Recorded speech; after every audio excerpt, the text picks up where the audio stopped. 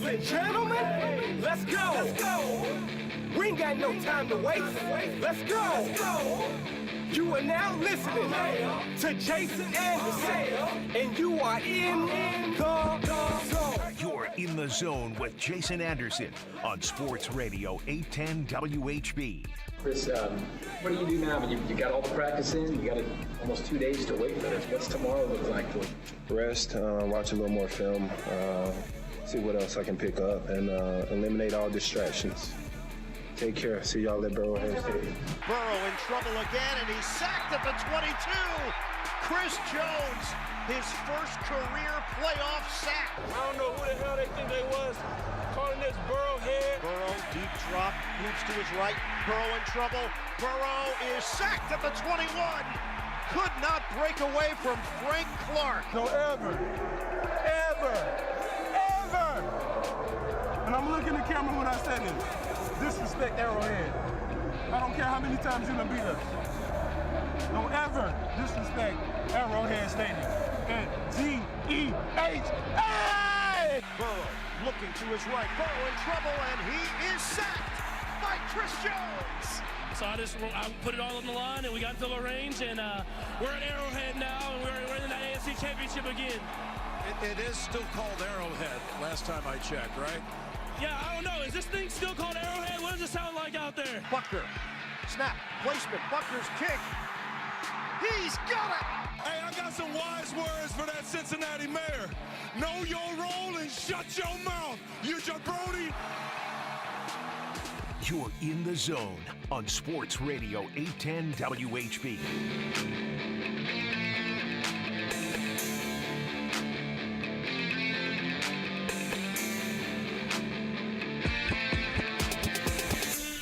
All right, a Monday edition, Victory Monday edition. Take a little bite of this. It's a tuna sandwich. Unreal. Little tuna in a can. Unbelievable. Little tuna in a can. Start the show. Wow, that's tuna, huh? Yep, tuna in a can. 10:04 a.m., Jason Anderson, tuna sandwich. All for the bit, baby. Tuna in a can. Tuna out of a can now. Tuna in your belly. You can tuna piano, but you can't tuna Bengal to the Super Bowl again. I don't know.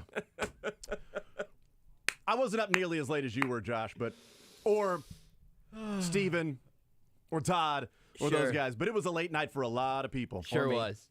Or Beard. Sorry, Beards. Yes, absolutely. You were up very late as well. Late night for a lot of people. At Arrowhead Stadium. The crowd, what? Nothing. Oh. Don't you typically start your Monday show with tuna in a can? The idea of 10 a.m. tuna is really challenging to me, and God, I respect it. I'm going to put it back in the bag so the whole room doesn't smell like tuna out of a can. So, man, what an amazing night. It was unreal. It was dramatic. It was stomach churning. I may have blacked out a few times during the game. I went from the highs of they're going to win this game. They are the better team. They're clearly pissed off, and they're controlling this game to how did they control this game, and they're only up by this amount of points. It's a tie game. They're going to lose this game. They're going to lose this game. They were up again driving, and they fumbled at midfield. They did it again. It was unbelievable. It was an unbelievable game last night, and Chiefs win. As we know, 3 out of 4 years, they're heading back to the Super Bowl now, 23-20 winners over the Cincinnati Bengals. I thought the postgame show was awesome. So many people were just busting their butt last night. The postgame show was great. You guys were killing it.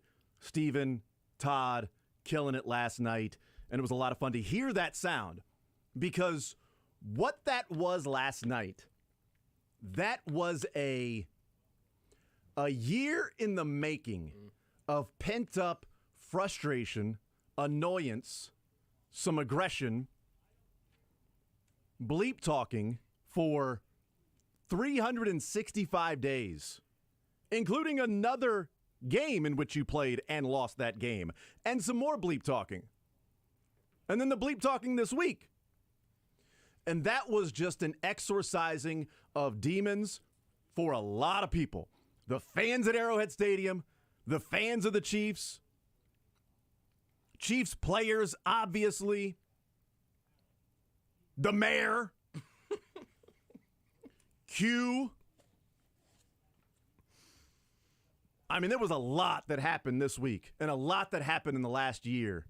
And hearing that from the players after the game, it clearly bothered them. It got to them. It rubbed them the wrong way. And we can talk about, well, you got to be motivated to play in an AFC Championship game. If you're not motivated to play in an AFC Championship game, then you're not doing your job. You shouldn't be there. But that extra edge was there with the Chiefs. There's no getting around that. That extra edge was there for the Chiefs. And it's been a great rivalry. It's now 4 games. They can have the regular season wins. They can hang the 1-3 banner against the Chiefs.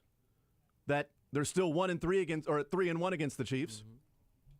They can hang that banner all they want. They still have yet to hang an actual Super Bowl banner. So they can do that. They can claim the 3-1 all day long. It's 1-1 in the postseason. A couple 3-point victories either way. And the Chiefs reclaiming their seat on the throne of the AFC. That many a comer has tried. And last year the Bengals did. But this year they did not. In a year where Tyreek Hill being traded, Chiefs are lesser than. Chiefs are going to take a step back.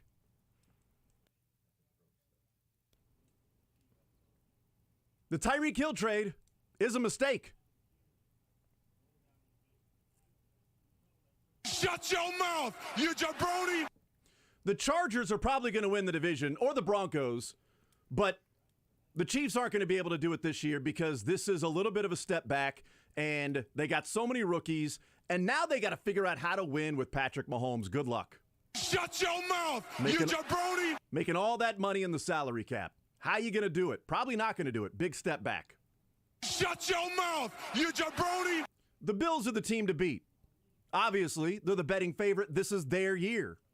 Shut your mouth, you jabroni! Bengals are just the better team. They've had their number. Lou Anarumo, he's got the secret sauce to shut down the Chiefs, stop Patrick Mahomes, and he outcoaches the Chiefs every time they go about it. Shut your mouth, you jabroni! Mahomes isn't going to be able to move around. He's not going to be mobile. He's not going to be able to do the things that Mahomes does. And if you take away Mahomes' ability to create when the play breaks down, that is what he does best. You're not going to be able to beat a Bengals team if you can't move around the pocket and get outside and create these street ball plays. Shut your mouth, you jabroni! I like putting dog food on noodles. Shut your mouth, you jabroni! Yeah, it was backup offensive lineman, but look what they did against the Bills. The Chiefs haven't been able to sack Joe Burrow. They're not going to do it this time either because Burrow has figured out a way to do it with backup offensive linemen before. The offensive line sucked last year and the Chiefs got to him once. So it ain't going to happen this year either. Shut your mouth, you jabroni! Skyy Moore should not be returning punts. Shut your mouth, you jabroni! Somebody needs to work on the operation between Winchester, Townsend, and Butker because it's going to cost them in the postseason. Shut your mouth, you jabroni! Anything else I'm missing? Chris Jones can get a lot back in draft capital. Shut your mouth, you jabroni! Chris Jones hasn't had a postseason sack. He doesn't have a playout. How can you pay him that money? How can he be the most dominant interior defensive lineman in the game if he doesn't have a postseason sack? Shut your mouth, you jabroni! I don't know about you, Josh, but I'm not tired at all. Shut your mouth, you jabroni! I feel good, man.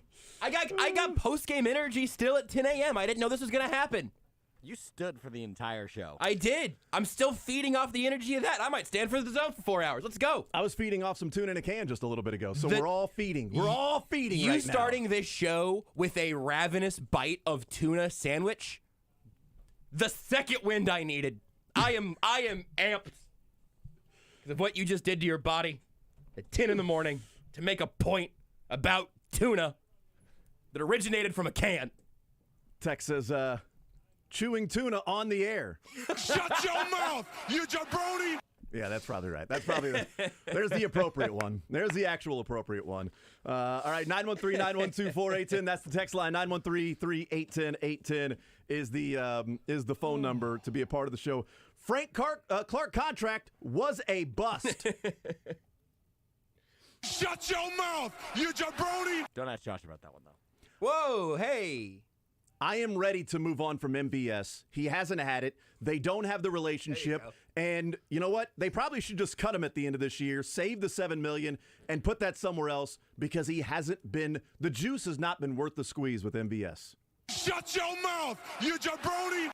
I was never on the move on from MVS train, especially with all the free agents still pending and all that. That was one for me. That was for yourself. The jabroni was one for me. The Skyy Moore punt return was for me. That was for all of us. I respect that, but I was definitely on the train of, boy, those two guys just can't be on the same page. I mean, are they ever going to get this thing figured out? Josh, I've got one for you for Twitch. Oh, great. You need to spend a first-round pick on a running back. Shut your mouth, you jabroni! Dave Tobis lost his touch. Hey, let's go. Shut your mouth, you jabroni! This is the insert name here revenge game. It's sort of what it feels like. Really, there were so many storylines about this year coming together. I mean, it's unbelievable. And even if we take away the shut your mouth jabroni, like going back to the Tyreek Hill trade, when that happened, my thoughts on the air as it was happening live was, this is a good move if you take advantage of the resources you get back. Mm-hmm. I think the trust the process was the right approach. How you utilize the assets is the second part of that. The process didn't work, right? But was the strategy flawed? The execution might have been flawed, but was the strategy flawed? And the strategy of trading Tyreek Hill was getting draft picks back, becoming better overall as a team, feeling like you can still put together a really good offense with Patrick Mahomes and Travis Kelce and Juju and MVS, and they hadn't had Juju yet, but you know what I'm talking about. And you can do that while also being in better cap situation down the road and not paying the number one wide receiver and eventually probably defensive tackle. Orlando Brown wanted that cash because that was at the time when we didn't know if Orlando Brown was going to get paid. It matters what you do with the resources that you get in return.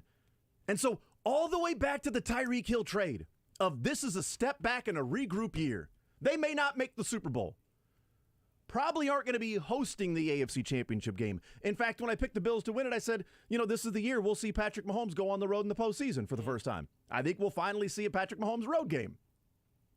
Of course, that's when Travis Kelce steps up and lets everybody know. It's been half a decade, and we still haven't seen a Patrick Mahomes playoff road game. Yeah, it's unbelievable. But it matters what you do with those resources that you have. McDuffie, Watson, Williams, Cook, Karlaftis, Pacheco, Skyy Moore. Chanel had to play when Willie Gay went down. He was in the game in the last couple of possessions. Chanel was out there. I did the math on the snap counts today. Just on the defensive side. By the way, every single draft pick except for Kennard and Najee Johnson. Najee Johnson, by the way, looking like a core 4 special teamer. There you go. He had like 18 special team snaps. I was going to mention his name at some point today if I needed to, because it can be all of those guys. Yeah. By my count, going through the snap counts last night, 249 total defensive snaps by 6 rookies. It was like 79, I think, on the offensive side with Pacheco and Skyy Moore.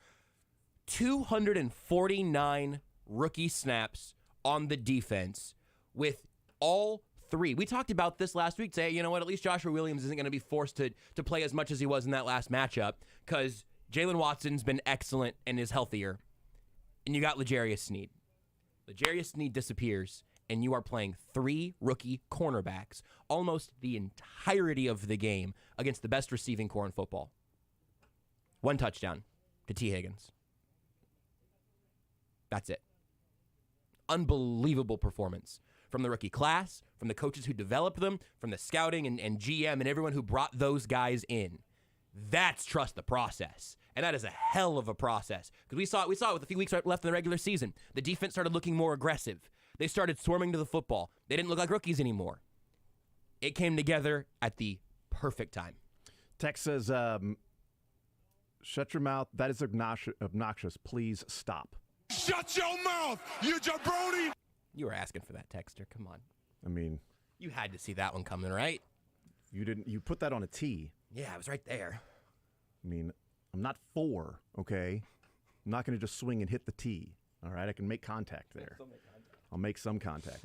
Here's the other bigger picture meaning to me from last night is it isn't just okay, you would be 0-4 against the Bengals, and Burrow would be 4-0 against Mahomes and all of that stuff, and the Bengals, the team to beat in the AFC.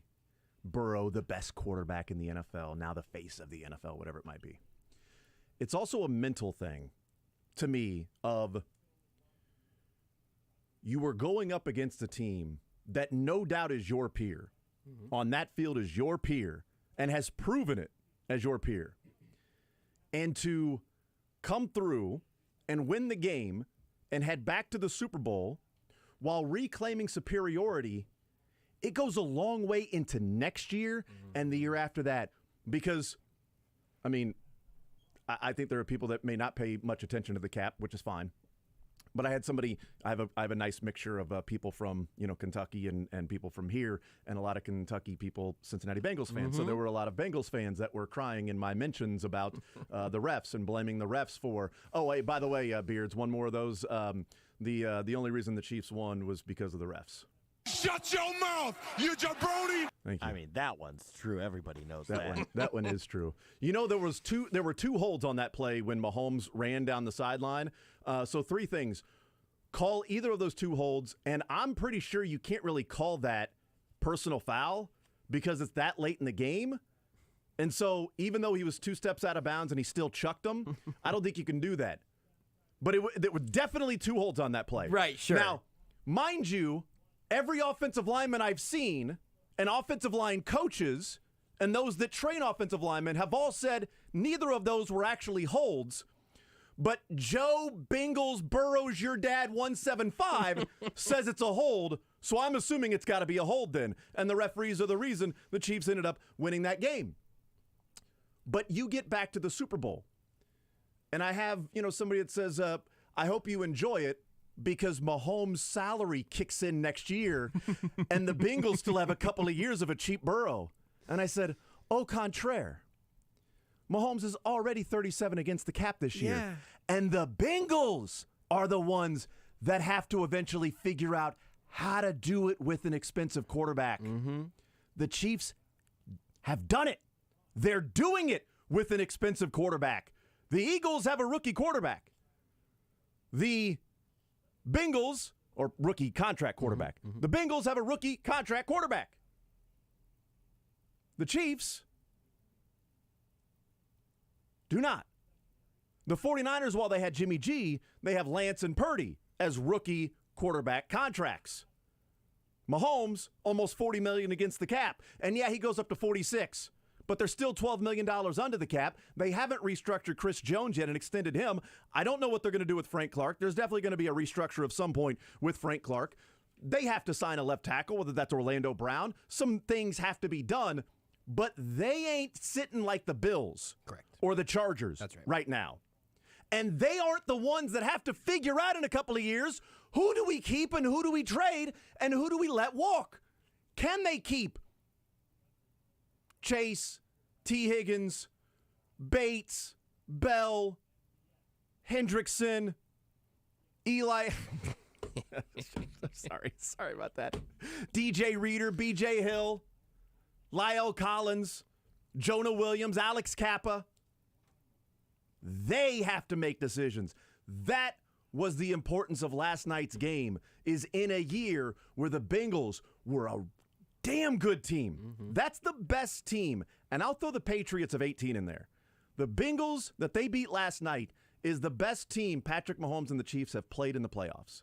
This team this year was better than the Bengals team last year. Definitely. Yes, I agree with that. I think it was better than the Bills team last year. That's the only argument, I think, right? I definitely think it's better than that Patriots team in 18 that they lost to. Better than that Colts team they beat. Better than the Texans and the Titans. Better than the Bills in 2020 when they went back to the Super Bowl. Better than the Browns and the Steelers and the teams that they played. Better than the Jags.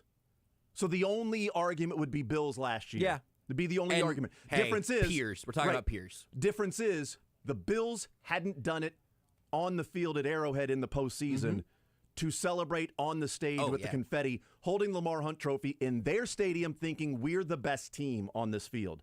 They're the ones that have to play us. They got to play us. The dorky mayor proclaimed it's they have to play us day for Joe Burrow, right? And the paternity test. And then making short jokes about Mayor Q. He's getting impeached. He got toasted worse than Eli Apple last night. He can't get reelected, right? I don't know, man. I mean, I don't know anything about him as a man or a politician. No clue. And hey, to his credit, he quote tweeted Travis Kelce roasting him last night and said that he deserved that, and he's right, he did. Gone, damage done. You can talk bleep, and then you get bleep talk back to you. That's how that happens. Can't take it. He seemed like he was ready for it. We had somebody on Twitch or something last night that was like, yeah, his opponent next election has got all the ammunition he ever needs. It's going to be tough. Because he can just go, you're going to campaign against. You remember when that guy cost your team a trip to the Super Bowl? Remember when everybody was talking about the mayor? The mayor was saying this about us. The mayor was saying that about us. The mayor was saying this about us. Had a little bit extra juice in that game. Remember when Travis Kelce on national television in primetime called our mayor a jabroni? You going to reelect that guy? Vote for me. Hi, I won't cost our team a championship. I'm Joe Brony, and I'm here running to be the next mayor of Cincinnati. You can call me Ja, though. That would be. I actually think Joe Brony would be great. Baroni. Now you're 2 for 1. I'll workshop it for next year. Well, actually, it doesn't matter because he's not running for mayor next. It would be Travis Kelce, who is now the mayor. Those are the rules. Travis Kelce takes over the mayor of Cincinnati. I'm not making any jokes about anyone taking paternity tests. I'm leaving that one out. Okay. That's good. Want no part of it. You want to make jokes about whether Mayor Q has to wear a kitty-sized jacket? I don't.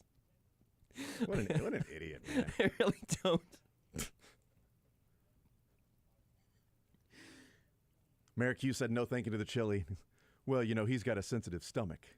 No! We just don't want rat meat sauce. Chili. This was one of the other things. I realized this during postgame. I had a terrible realization. It's that all these stupid politician bets that we've all been suffering through that have fully jumped the shark. Yeah. The worst thing for the city of Kansas City happened last night. We're going to have Cincinnatians trying to export their bleep to us. No. I don't want that. I had a thought about that last night afterwards. Yeah. All Mayor Q has to do to get reelected is whenever all of that Skyline chili comes in, just immediately take it, throw it in the trash. There you go. There's the bet. Can I remix it for you, Beards? Go for it. Take that chili, dump it in a river. Real Boston Tea Party situation. I'm not trying to pollute out here. Well, that's a good point. Those fish and stuff don't deserve that chili. All right, never mind. Just pour it right down the sewer. Yeah, that's good. Maybe just into a sewer drain somewhere. Feed the rats. That's good. The rats would enjoy it. That's what it's for. I mean, if they've got nothing else to eat. If it's literally the last thing on the table. There's Skyline. I mean, there's an old hot dog there that somebody threw up. There's this over there. There's Skyline. Let's go for the hot dog. I think I'd take the hot dog. Let's go for the hot dog, I think. You sure? All right. At least I know that it's not going to hurt me worse than a normal hot dog by very much. Eating the old hot dog, Ninja Turtles over there eating pizza. Yeah, I should have gone to have pizza with the turtles. Darn it. That would have been better. With the Skyline and the hot dog with the rat. All right, let's get more into the game on the other side. 913 chili will make your insides splinter. That's right. 913-381-810 is the phone number. I liked it. 913-381-810. The shredder of the Bengals offensive line, Chris Jones. That's what I was going to go with. Was it really? Turn the offensive line into a shredder. That's all right, though. We were thinking the same thing. We'll take a timeout. We'll come back. We'll continue Chiefs get rolling. to April O'Neal it out? No. Or they kicked it at the end, huh? No. All right. Sorry, I don't have a fourth one. But you know how they did win it. Harrison Butker's The Foot. Hey! Want to see more of The Zone? Watch the show live on the Sports Radio 810 WHB Facebook, Twitter, YouTube, and Twitch.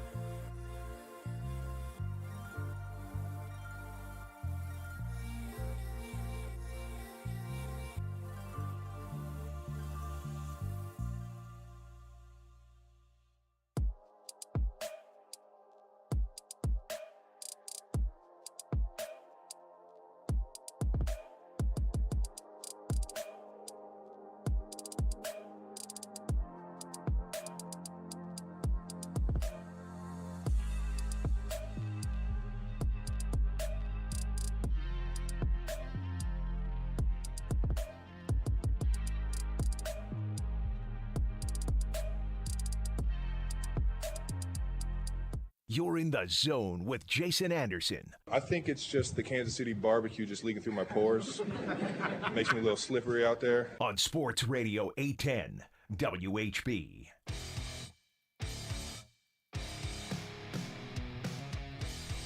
All right, we continue right here on Sports Radio 810 WHB. Jason Anderson, Josh Brisco, and Beards heading up until 2 o'clock. Hang out with Field Yates coming up at noon. We think there will be an Andy Reid press conference today in the noon hour. I don't see if we've got a confirmation yet, but I'm counting on there being an Andy Reid press conference later on today. We have tons and tons and tons and tons and tons of sound to get to. Let's hear from Chris Jones on the field with James Palmer of the NFL Network. As we talked last week, the entire week, right? What was this game for Chris Jones? Legacy game, baby. This was the game that Chris Jones had to come out and show that he was the most dominant interior defensive lineman this year. Not over the last 4 or 5 years. Aaron Donald still plays. But this year, what he has done this year, he was the best interior defensive lineman in NFL. And go and show that. Because the clear advantage for the Chiefs in this game was that defensive line, second in the NFL in sacks. How many pressures they put on the quarterbacks this year against a banged-up Bengals backup offensive line. And by the way, there ain't a Chiefs fan in existence that feels bad about a team that has to play backup offensive linemen. Nope. You can shove that, you jabroni. All right? But here's Chris Jones on the field with James Palmer of the NFL Network right after the game was over. I know you wanted to get over the hump in the postseason, had a sack. You did your business today. Yeah, I let my emotions all bottle up throughout the week. There's a lot of talking going on. I'm not really much of a talker. It's a full circle, 360, man. These are moments I prepared for all offseason. I dedicated my offseason to this moment last year when I missed 2 sacks to end the game, and I put it up on myself. This game, we gonna end it up front, and that's what we did. We got a resilient group in our room, so with the D-line, and these guys fought through all night, man. The last thing you said to us when you walked off the podium here at Arrowhead was everybody enjoyed Burrowhead. Did that motivate you all week? Hey, let me tell y'all something, man. Don't ever, and I'm looking at the camera when I say this, disrespect Arrowhead. I don't care how many times you done beat us. Don't ever disrespect Arrowhead Stadium. And G-E-H-A! I gotta ask you one more about what your quarterback did to essentially, with his legs, on one leg, get you guys in field goal position to win this game. Hey, he fought hard, man. Fought hard the whole offense. The whole defense, though. We ain't talking about the offense right now. We talking about the defense. We talking about the defense. That's what we do. And we bad! By the way, I love that. The fact that Chris Jones was like, yeah, he worked his butt off. He fought, whatever the line was. But we're talking about the defense right now. Because how many times in the playoffs, and with Patrick Mahomes as the quarterback, have we said this incredibly important, monumental, history-making game was won by the defense? So Chris Jones has every right at that moment to say, no, we're talking about the defense right now. He obviously loves Mahomes. They all do. It's a whole team game. But this is one to where the defense can take their Raiders victory lap and show us some respect. Put some respect on our name in the defense, because we know when Mahomes bails this team out. We know that the offense does a lot to help this team win. But tonight, we did our thing, and we're going to talk about our thing that we did. Chris Jones, 2 sacks, 3 tackles for loss, 5 quarterback hits, 4 tackles, and double-teamed 31 of 38 snaps. I was going to say the stat line doesn't do it justice, but that last one does, actually. I mean, just the double. He was always double-teamed, like almost the whole game, until that last sack when they left him one-on-one against Akeem Adinejad. This is exactly right. And exactly well done, Spagnuolo. You hunt your matchups, you get him on your right tackle, and you get a one-on-one. So when he was on the interior, was he ever not double-teamed? I really don't know. There might have been a snap or two. Yeah, but to put up that stat line, that performance all across the board, which frees up your moments for Frank Clark and Mike Dana and Willie Gay and George Karlaftis and all those dudes. Karlaftis, after the game in the locker room talking to Steven, like, he tried to name every single defensive lineman. Right. And he's right, too, because everybody had a hand in it, but it all starts and ends with Chris Jones. He was dominant. It was a legacy game. And when you speak of Chris Jones moving forward, I believe you'll speak of Hall of Famer Chris Jones moving forward. Because I don't think that's the last time in the playoffs you'll see a dominant Chris Jones game. Certainly agree with that. I think now that he's got a couple of sacks, I think people can now acknowledge the other things he does on the field. We talked about it last week, that last year in the AFC Championship game. L'Jarius Sneed's interception was because of Chris Jones. Chris Jones beat a double team right up the middle, got right in Burrow's face. Burrow faded a little bit. Jones raised his hand, almost gets Burrow's arm. Burrow throws it a little bit higher to get over Jones's arm, and guess what that does? It loops the ball. It was a little early he had to throw it, not nearly with as much velocity, and a little bit loopier than he wanted to, and L'Jarius Sneed's able to cut back in front of Jamar Chase. If Chris Jones doesn't beat the double team, Burrow sits back, fires a dart, probably to Jamar Chase. He got a pressure on that play. Oh, Chris Jones, pressure. He got a pressure. See, you got a pressure. Hit the quarterback. And you know what people would say? I don't get, like Teddy Bruschi yesterday morning. Oh, the Chiefs are pressure. I'm picking the Bengals. I don't care how many times they're pressuring. You got to sack him. You can pressure all day. Pressures don't matter to me. Sacks do. And this team isn't sacking Joe Burrow. You can pressure him all you want.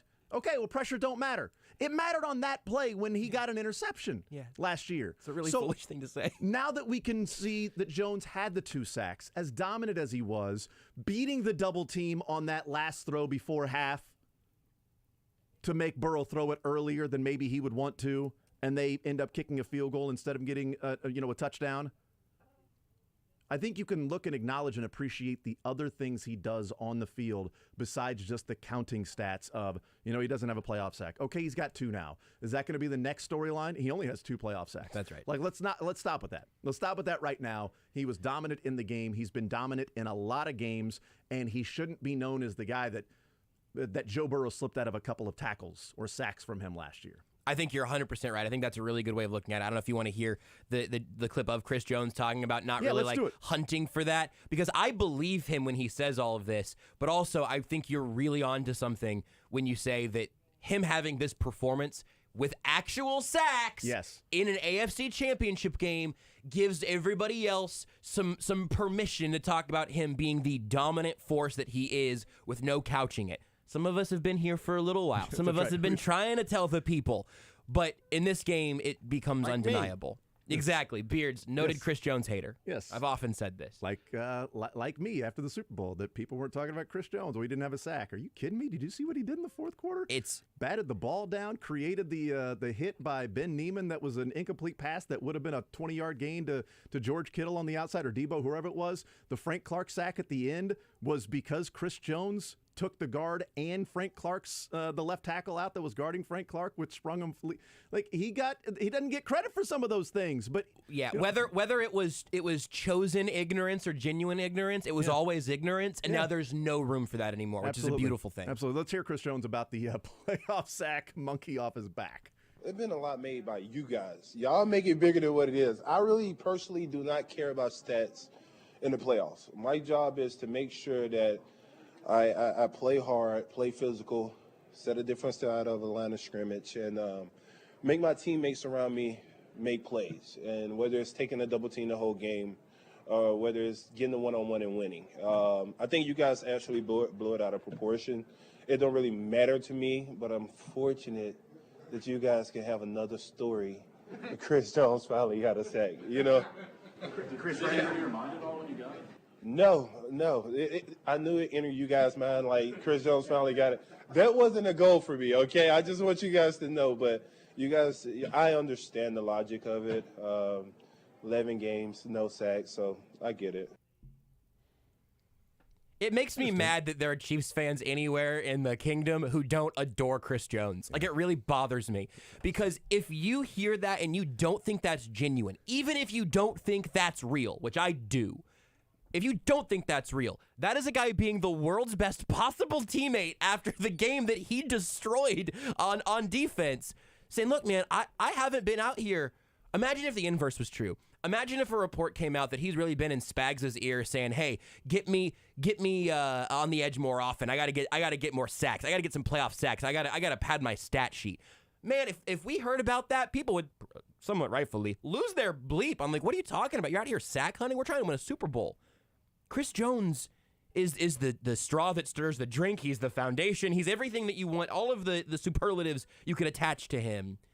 And I believe him when he says it wasn't a goal. I also believe that it was pretty nice to be able to be up there and to know that that's not going to be a narrative. But he's been great in the playoffs before. In this case, though, like you said, Jason, it's just truly undeniable, and that is chef's kiss. I think Chris Jones should be traded in the offseason. Shut your mouth, you jabroni! I almost stormed out of the studio.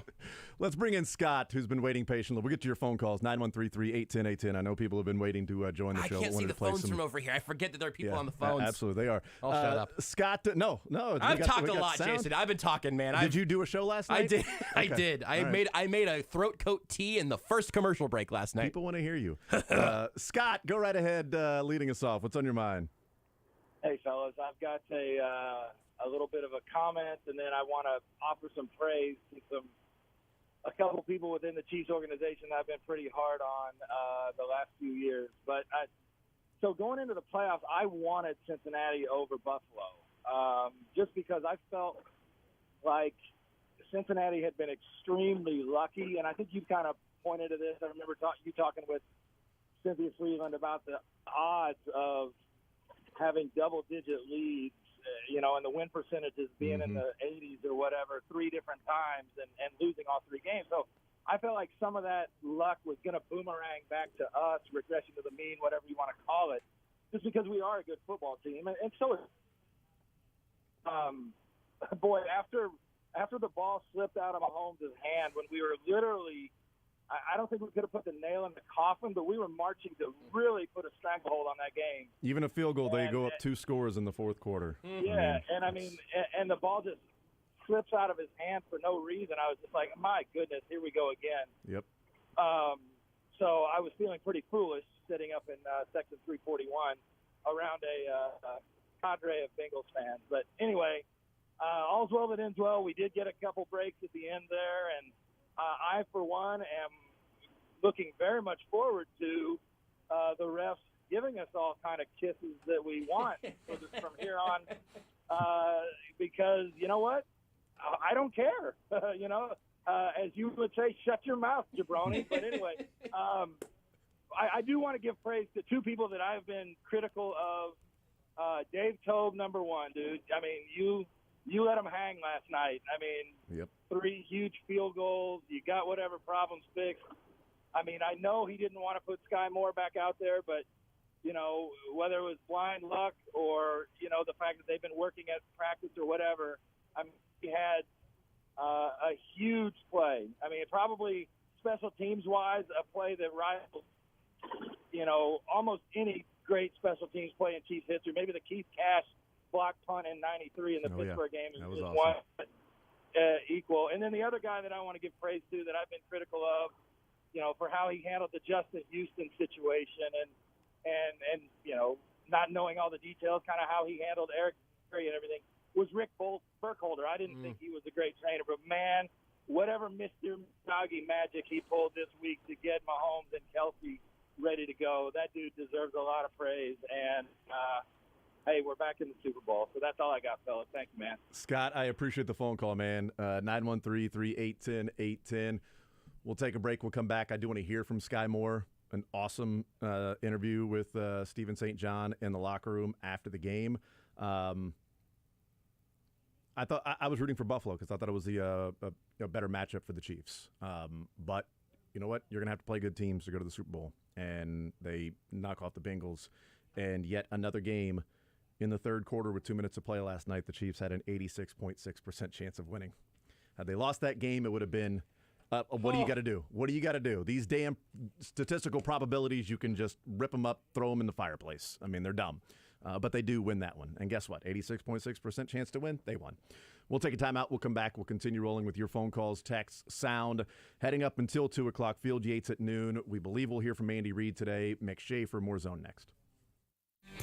Follow the show on Twitter at J810Anderson, at JB Brisco, at Beards McFly, and at Sports Radio 810.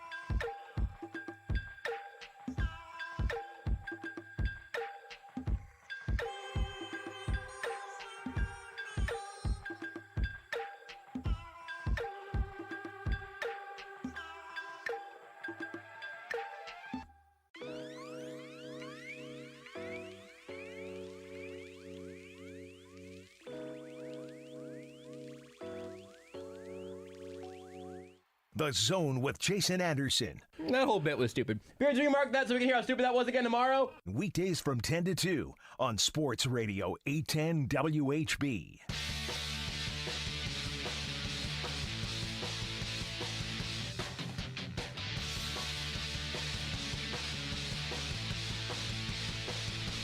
All right, 913-381-810. Let's bring in Ryan to the conversation right here on Sports Radio 810 WHB here on a Victory Monday. Chiefs heading back to the Super Bowl. Ryan, go right ahead. What is on your mind, sir? Victory Monday it is, boys. Yes, How you sir. guys feeling? I'm feeling just fine. Great. Brisco might be feeling a little tired, but you know what? I'm good. I'm amped. Good. There you go. That second win. Got to get till 2. I tuned into the show a little bit last night, and I was a little too tired, so I got off there. But you mean you tuned into the? God. Sorry. Go right ahead. Go ahead, Ryan. Sorry about that. I just got one thing to say, boys. I told you so. And I'll listen off the air. Is that Randy Travis? I told you so. Oh, I told you. Wasn't that Randy Travis? I'm pretty sure it was Randy Travis. You're on your own on that one. Sorry. Said that you'd be coming back. Swaying. Randy Travis nailed it. Me. Told you so. I appreciate somebody pointing out something I completely forgot with the complaining about the refs. The Chiefs had to use their last challenge on a bad spot by the officials. Yeah. And the Bengals were going to use one of their challenges on the Mahomes knee was down when he threw the ball.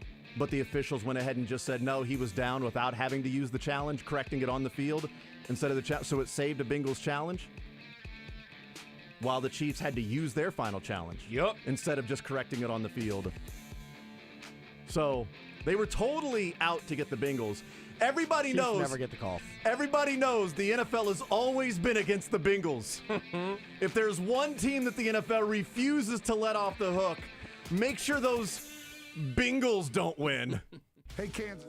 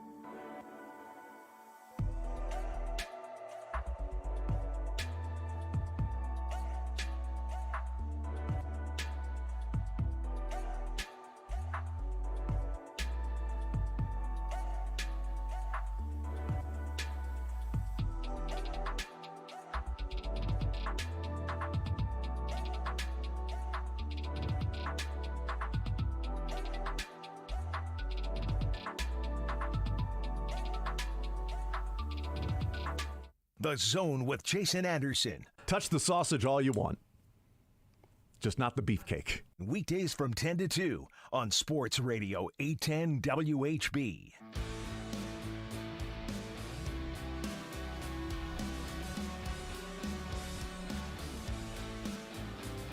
All right, we'll continue right here on Sports Radio 810 WHB. Jason Anderson with you, Josh Brisco and Beards. Continue taking your phone calls, 913-381-810.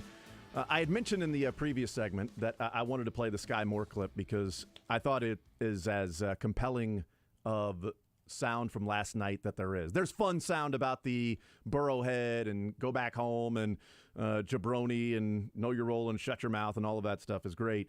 But as far as like the emotions of the game, the highs and lows of an overall season, a rookie from directional Michigan who, second round pick and has had his ups and plenty of downs this year. Here's Skyy Moore. This is in the locker room with Steven St. John yesterday and what it meant to Skyy Moore to be back on punt return. It meant everything, like it was just, like you said, I had a long road to get there. So not only just the return, but just catching that thing. So once I caught it, I know what I can do with the ball. It's just, I got to catch it, and I focused on it, reeled it in, and made a little something happen.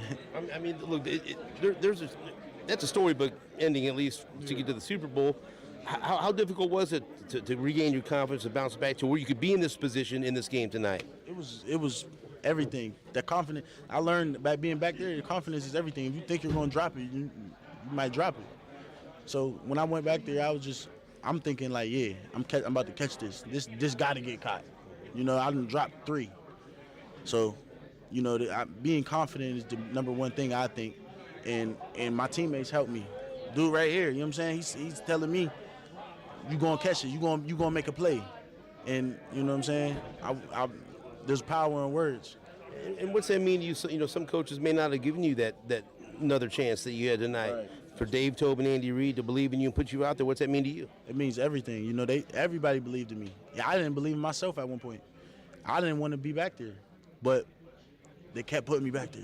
You know what I'm saying? They kept putting me back there, and it just got to the point where I was like, if he believed in me, why I don't believe in myself? You know what I'm saying? So we definitely had a roller coaster road with the punt return situation. But I mean, that blows my mind. How do you get over that when you say you didn't believe in it? You didn't want to be back there. How did you get over that hurdle? I had to stop telling myself that. I didn't really mean it. You know what I'm saying? Just because I dropped a couple punts, I'm telling myself I don't want to be back there. I really do though. I want the ball. Anytime I can get the ball, I'm trying to make a play happen. So, I just really had to buckle down and, have that self-confidence. Unbelievable. I didn't even want to be back there. And then he said, well, I mean, obviously I did because I want the ball, but he's so empty of confidence in punt return that he didn't want to be back. Don't put me back out there. Don't put me back out there.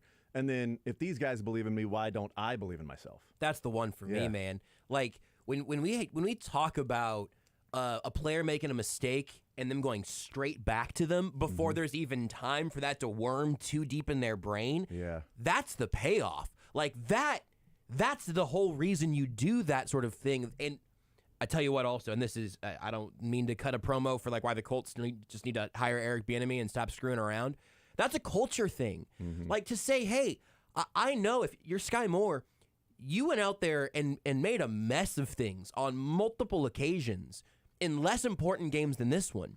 And he wasn't back there thinking, oh man, if I bleep this up, Dave Tobe's going to be on my ass, or Andy Reid's going to sit me down for the rest of the playoffs, or Eric Bieniemy is going to make my week miserable. It was none of that. What he was thinking was, well, they all believe in me, so maybe they're right. Maybe they're right and I'm wrong, because they believe in me and I don't. To an incredible result where he was making plays back there. One of them got pulled back because of that penalty. But tell you what, Dave Tobe, he looked good returning punts. I get it. And I also was not excited when I saw him back there. I told Beards not to look because I don't think he had seen who was returning the kick yet. And man, that back and forth with Steven and Skyy's just tremendous. Tells a great story. I actually wasn't nervous with Skyy Moore back there, and here's why. You were asleep? No. Okay. The Cincinnati punter was not punting it high. He was punting line drives. Mm-hmm. And I think if you're a punt returner in the NFL, what does Dave Tobe talk about all the time? It's trajectory, it's height, it's distance. You're judging all of those things as to whether I should fair catch it or return. When that's a line drive punt, it takes all the decision about, do I fair catch? Do I raise my hand? Am I waiting too long? Is the play set up for over there? Can I get up? Is it too short? Is a guy going to hit me? It's a line drive. All that's gone. I'm going to catch the ball almost like it's a long pass to me. Yeah. And now I can run. I don't know why they were doing that, but every punt by the Bengals was a line drive. And when that was happening, I thought, okay, I don't mind Skyy Moore returning punts when he has the ball in his hands. Because Sure, I do believe in the open absolutely. field he can make plays. The concern is, does he drop it? Yep. And go back and watch the 3 that he has dropped. They were high, hanging punts with people around him. Mm-hmm. And do I catch it? Do I run? Do I fair catch? That wasn't happening last night. You're right. So with him back there, I didn't have a concern. My thing was, let's set up a return. Let's set up a return because this is an opportunity because they keep, not really out-kicking the coverage because it wasn't like it was a 60-yard kick. There just wasn't much hang time. It looked like the punter was more worried about distance rather than can my guys get down there and cover. Because every punt that was caught, how many yards of space between the nearest defender when they caught the ball last night? 10, 15? Yeah, room to work. Plenty of Every time. So there's no concern about I'm going to drop the ball, I'm going to get hit, I'm going to fumble. And when that happens, I think you take all of that decision-making out, you give them full confidence, and just go play. Just be the playmaker and the NFL player that you were drafted to be, that you're on this team to be, and you've gotten the opportunities to be. Just keep doing that. 913-381-810. Let's go to Ed next up on Sports Radio 810 WHB. Ed, what is on your mind, sir? Thank you for waiting. Go right ahead. Well, it was a fun night, that's for sure. Yeah, it was. But can we look forward 2 weeks? Because I know the next 2 weeks of watching Cowboy television, ESPN, that they're going to be telling us that the Chiefs defense has never faced anybody like Jalen Hurts. But I don't know. I think Josh Allen is a pretty good comparison. So it's not like we've been totally devoid of having to deal with a running quarterback who can also throw. Just my opinion. I think the Chiefs have seen it, and let's play the game. Is that it? Go ahead. Then I had a question too. Yep, go ahead. With the bad mouthing that the field in Phoenix gets, does the NFL replace that field completely? I don't know. It's a great before question. Super Bowl? It's a good question. I don't know.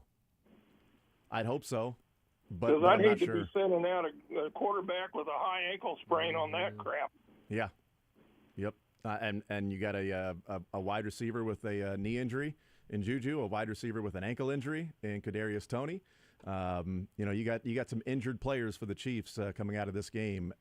Back injury for Travis Kelce. But yeah, I don't know if they replace the whole field. They or haven't not. had a game played on it in almost a month by that point, probably, right? Well, they typically don't have January games in Arizona. But so maybe there's just at least a chance that they will have it in tip-top shape. It's not, as long as there's not who was the concert in Mexico? A Shakira concert? As long as Shakira's not performing in Glendale, maybe we're good. It's a really good question, though, that I don't know the answer to.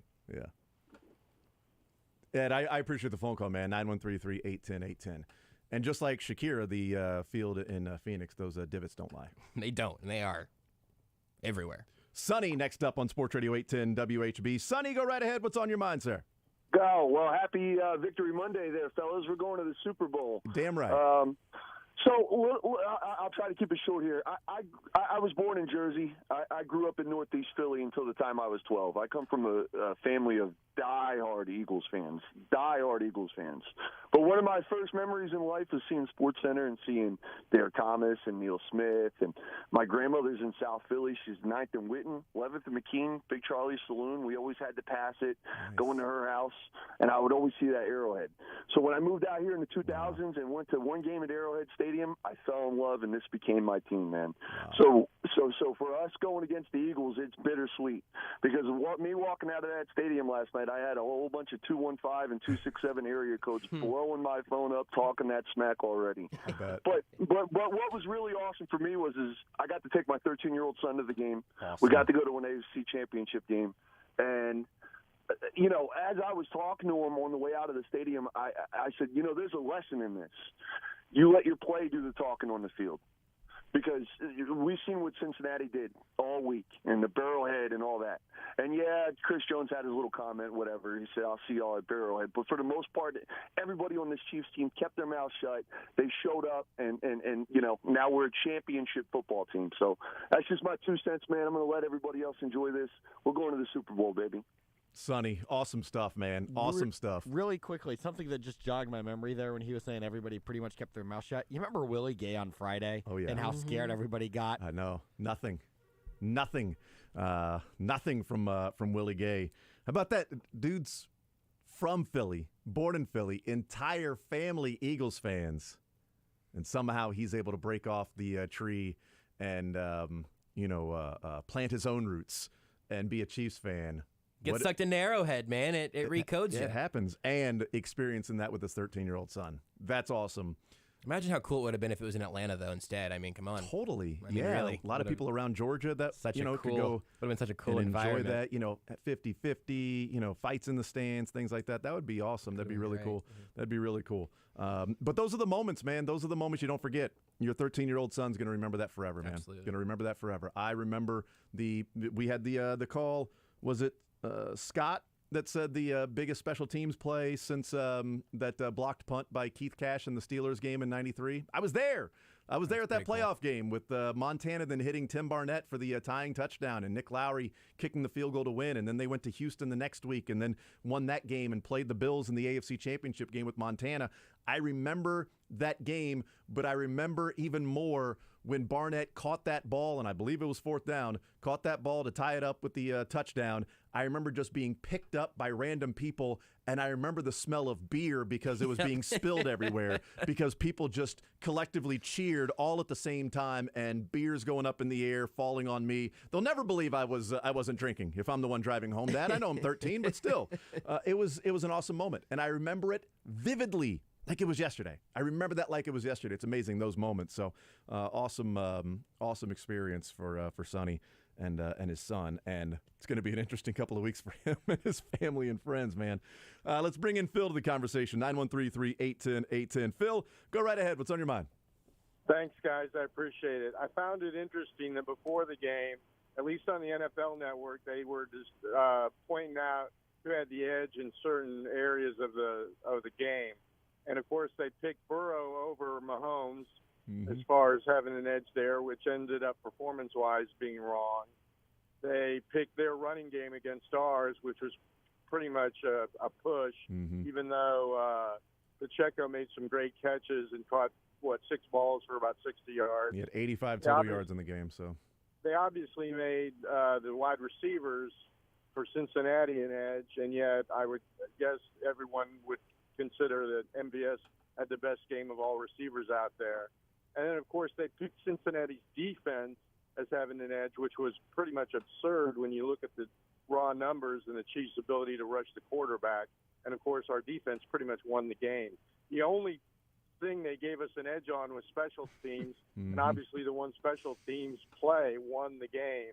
And amongst things that maybe aren't being looked at is why Cincinnati didn't kick away from Skyy Moore in a game with only 30 seconds left where the other team only has one timeout.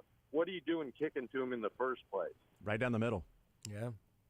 Right down the middle. You got both sides to work with. You can work the left. If you kick it to one side, well then, you're trying to tunnel that, kick return to where you can maybe send your guys, but right down the middle. Go ahead, Skyy. Pick a side to go and run to. And once he started to turn the corner, I'm like, "Oh my God." Yeah, it didn't even matter that if he scored or not. It was just getting to almost midfield was just unbelievable there. But you're right. You're absolutely right, Phil. I saw that graphic too, man. Thank you for the phone call. I saw that graphic. The quarterback went to the Bengals. The running back went to the Bengals. Wide receivers went to the Bengals, which I get it. The wide receivers last night, what did Burrow and Higgins had 12 catches, 150-something yards, and a touchdown? They were pretty good. I mean, Chase had a huge fourth down catch. T. Higgins caught a touchdown over Jalen Watson. They were good. The Chiefs' receiving core was really banged up. MVS was awesome. He may have had the best game of the receivers, but the overall wide receiving core, yeah, it was better for Cincinnati, which is not necessarily a feather in the cap of Joe Burrow in that game. And it's a whole bird in the cap for all those rookie cornerbacks. Yeah. Whole live bird up there squawking on their cap. And it's another feather and bird and nest in the cap of Mahomes that he was doing it with Kelsey. Marcus Kemp, Jason. Made a play. Say his full name. If Marcus Kemp could catch a football, which he did. He did in a big spot. He can. It was a huge spot, man. You mentioned the running game a little bit. 2 yards per carry for the Chiefs on the day. Not ideal. I told you guys, pound the under with Pacheco.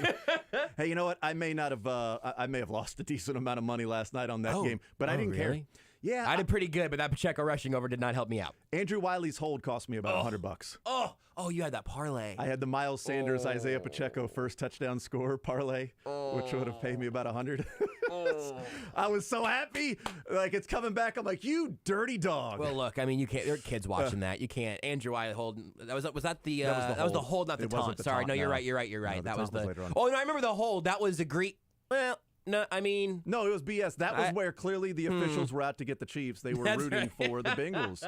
I'm tired of the officials always making calls for the Chiefs, protecting the Chiefs. You can't win that game without the officials, right? Because that was a 4-point call. Unreal. And a 100-point call. Or $100 call. How about the Chiefs' rush defense, by the way, where Samaje Perine and Joe Mixon, nothing. Nothing. No, the rushing plays that hurt you in that game were both from Joe Burrow. We haven't even talked about it in the defense overall just because there's so many storylines from this game and so many things to dissect and discuss of this. But will they have 50 total yards? Perine and Mixon combined had 50 total yards rushing and receiving. What did we discuss all week? At least I did. The little outlet passes to Perine and Mixon were killer. They have killed the Chiefs with that. They killed the Bills with that. Those small little dump-offs here, there, that then they go and they create and they pick up 5, 6, 7 yards. It broke the Chiefs back in Cincinnati on December 4th this year. Perine's catches out of the backfield. They had a combined. Perine and Mixon had 6 catches for 19 yards. 6 catches, 19. They may have caught the ball. They had their volume of receptions. But that Chiefs defense and Steve Spagnuolo making sure we're accounting for the little dump-off. Yes. We're accounting for the outlet. We are going to pressure Burrow. We will pressure him. And when he gets pressured, he looks quickly to his running backs. We will be accounting for that. They can get their catches. They're not getting their yards. Well-designed, well-executed, and well-played because you got to come up and tackle. And the Chiefs did all night. 6 catches, 19 yards.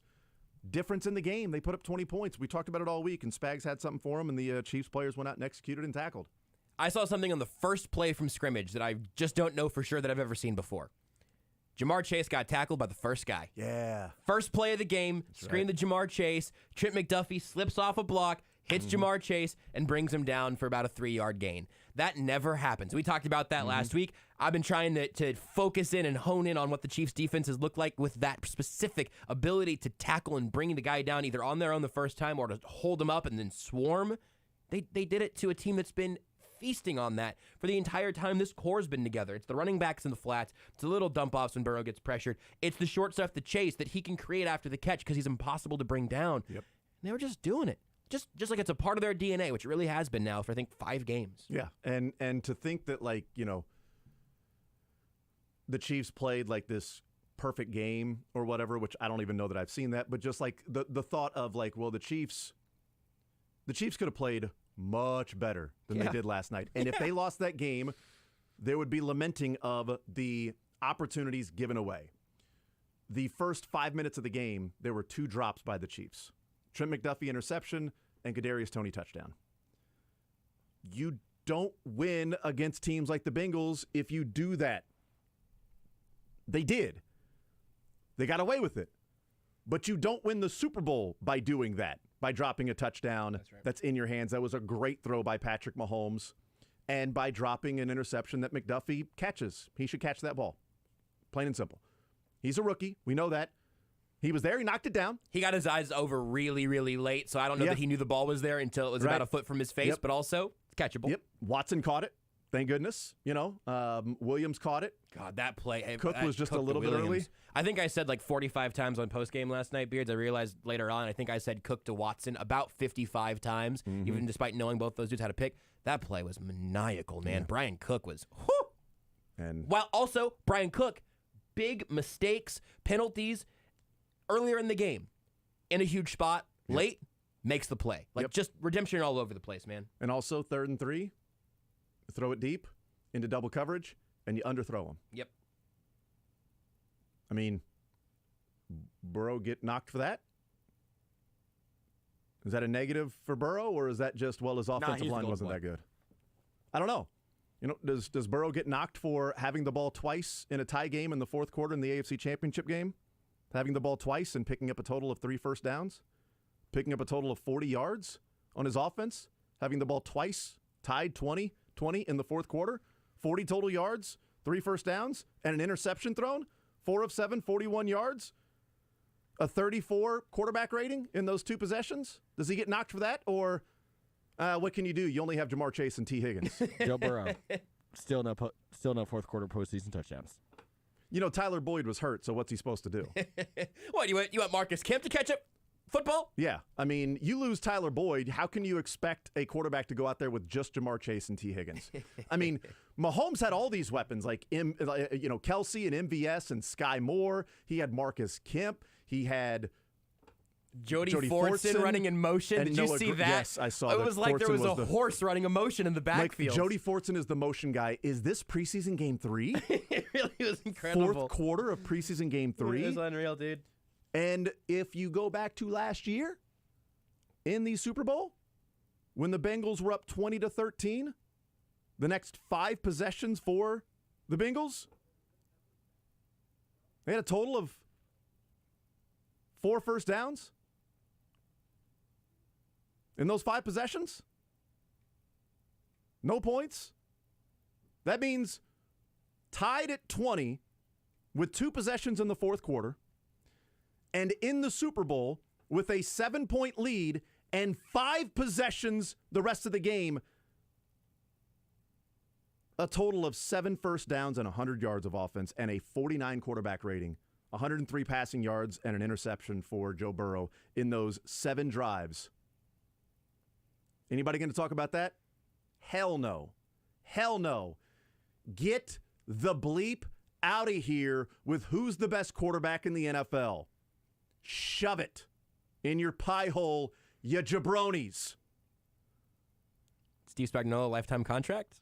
I mean, right? I've never doubted him. Or Dave Tobe. Rev next up on Sports Radio 810 WHB. Rev, go right ahead. What's on your mind, sir? Hey, what's going on, buddy? What is up, man? Thank you for holding and being part of the show.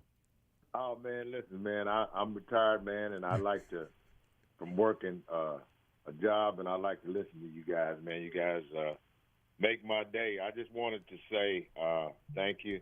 And I want to say I like that interview with Skyy. Yeah. The message is don't quit. And then sometimes somebody else sees something in you, and that's good coaching, because I think, sometimes somebody sees something in you and they can push you to greatness. And one other thing, I didn't waver at all. I had them winning the whole time. Good for you. It was so much negative. It was like they had won the game already in their mind, and they could. I don't care how many times somebody beats you, but if you compete and you win when it counts, that's all that matters.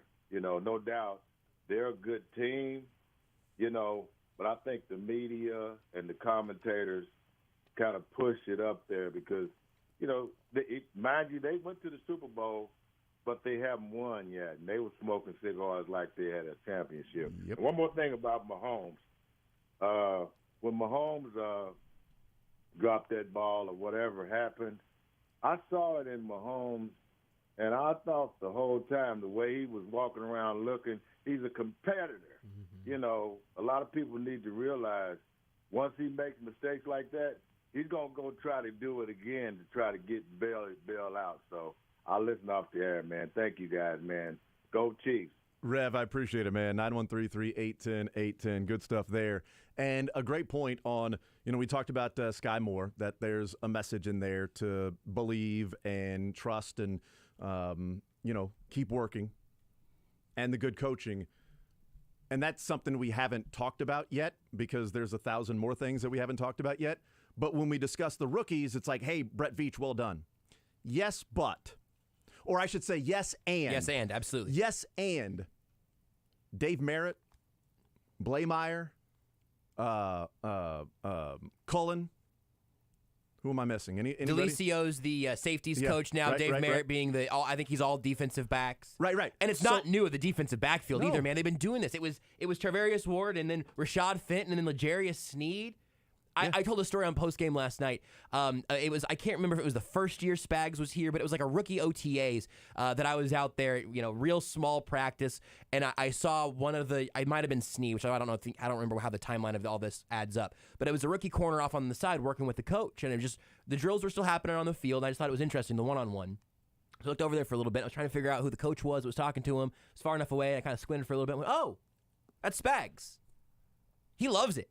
Like they're doing little hand placement stuff and technique off to the side back in, what would that be, June, July?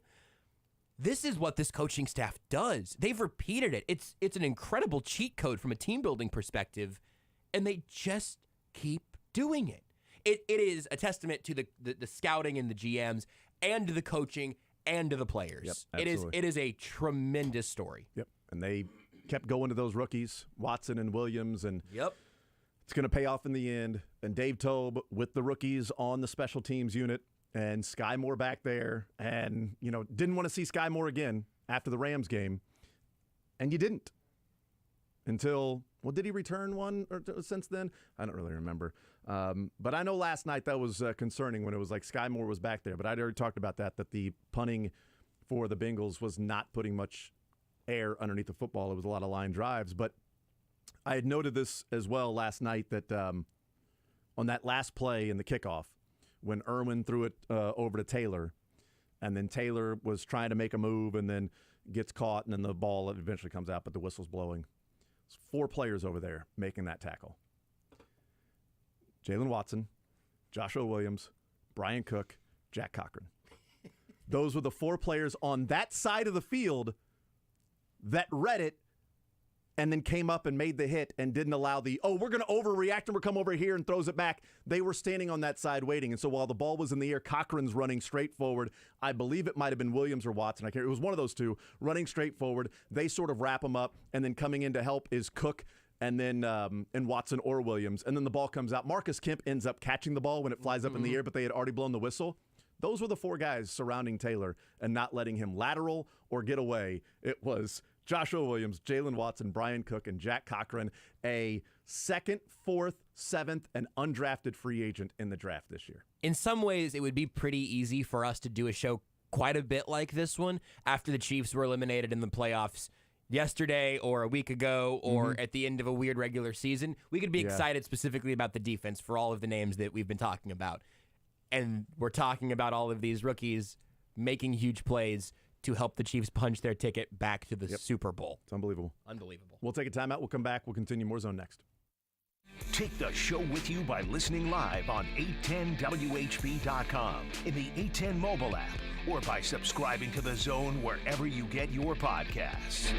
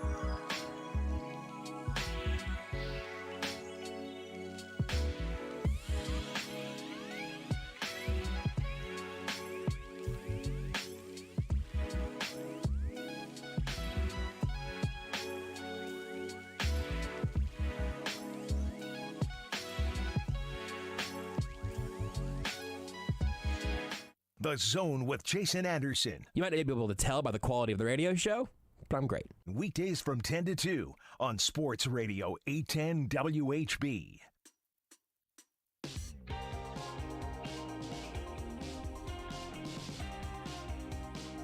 All right, we continue right here on Sports Radio 810 WHB. Jason Anderson, Josh Brisco, and Beards. Let's hear from Jalen Watson. Had an interception in the game.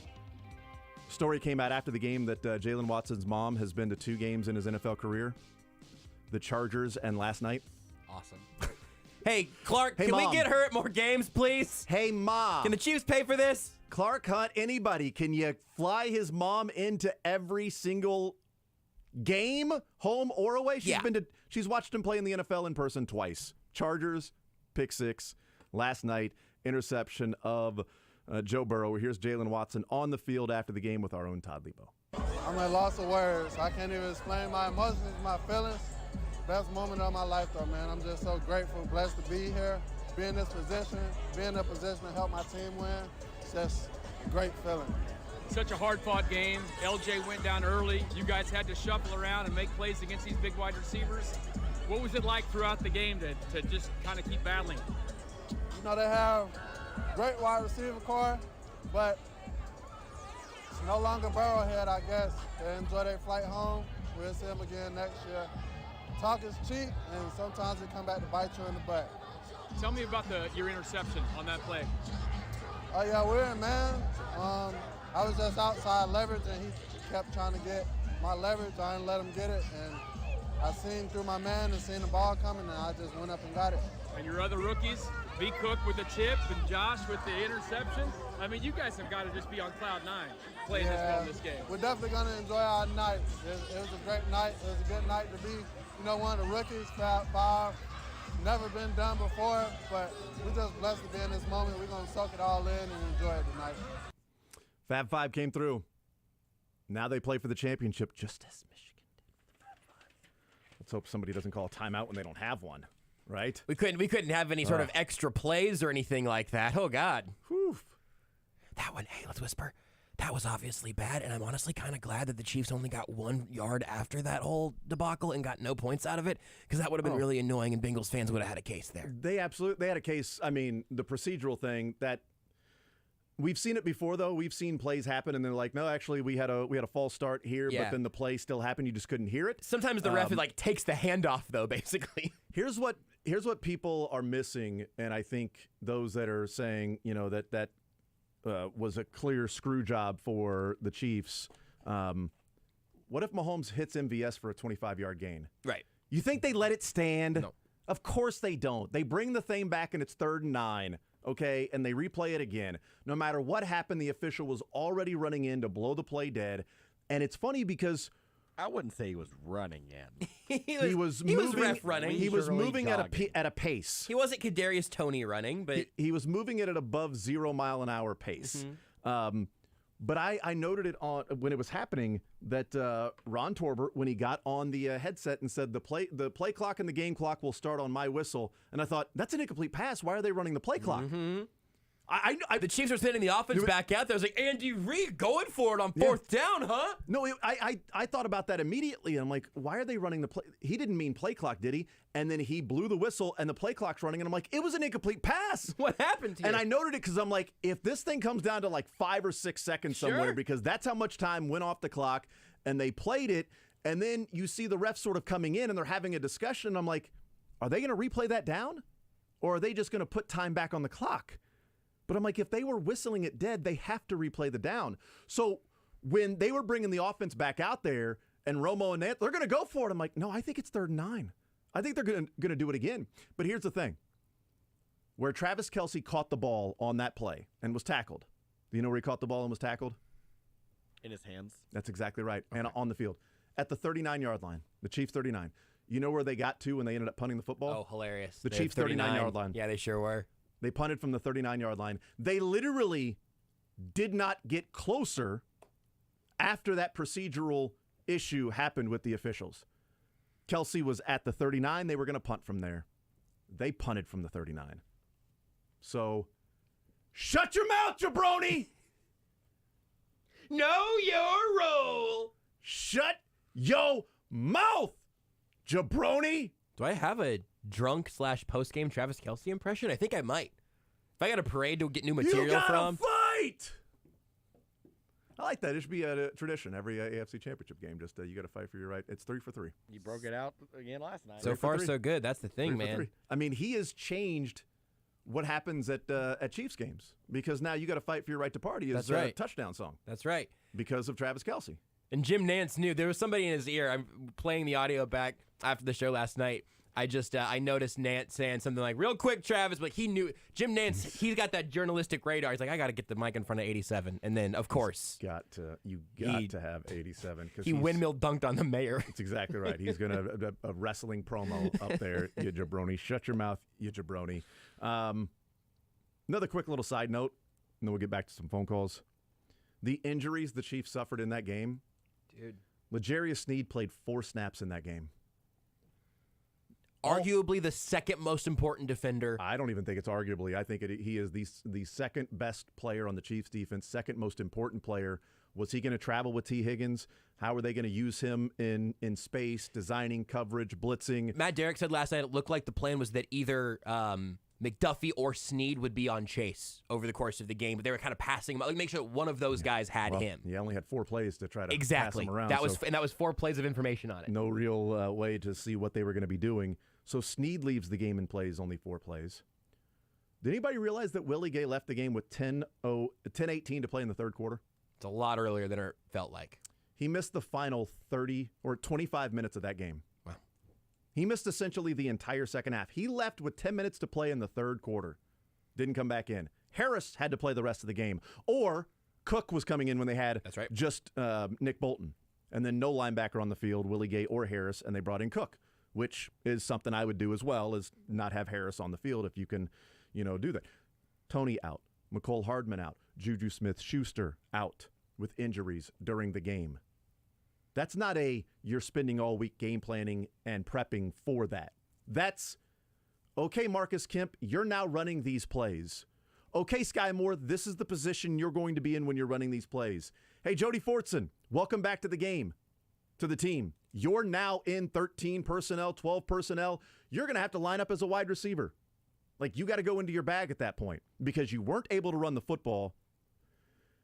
And Mahomes wasn't nearly as mobile because he wasn't able to get outside and run for 10, 15 yards and pick up first downs on third downs and things like that. He wasn't able to do that.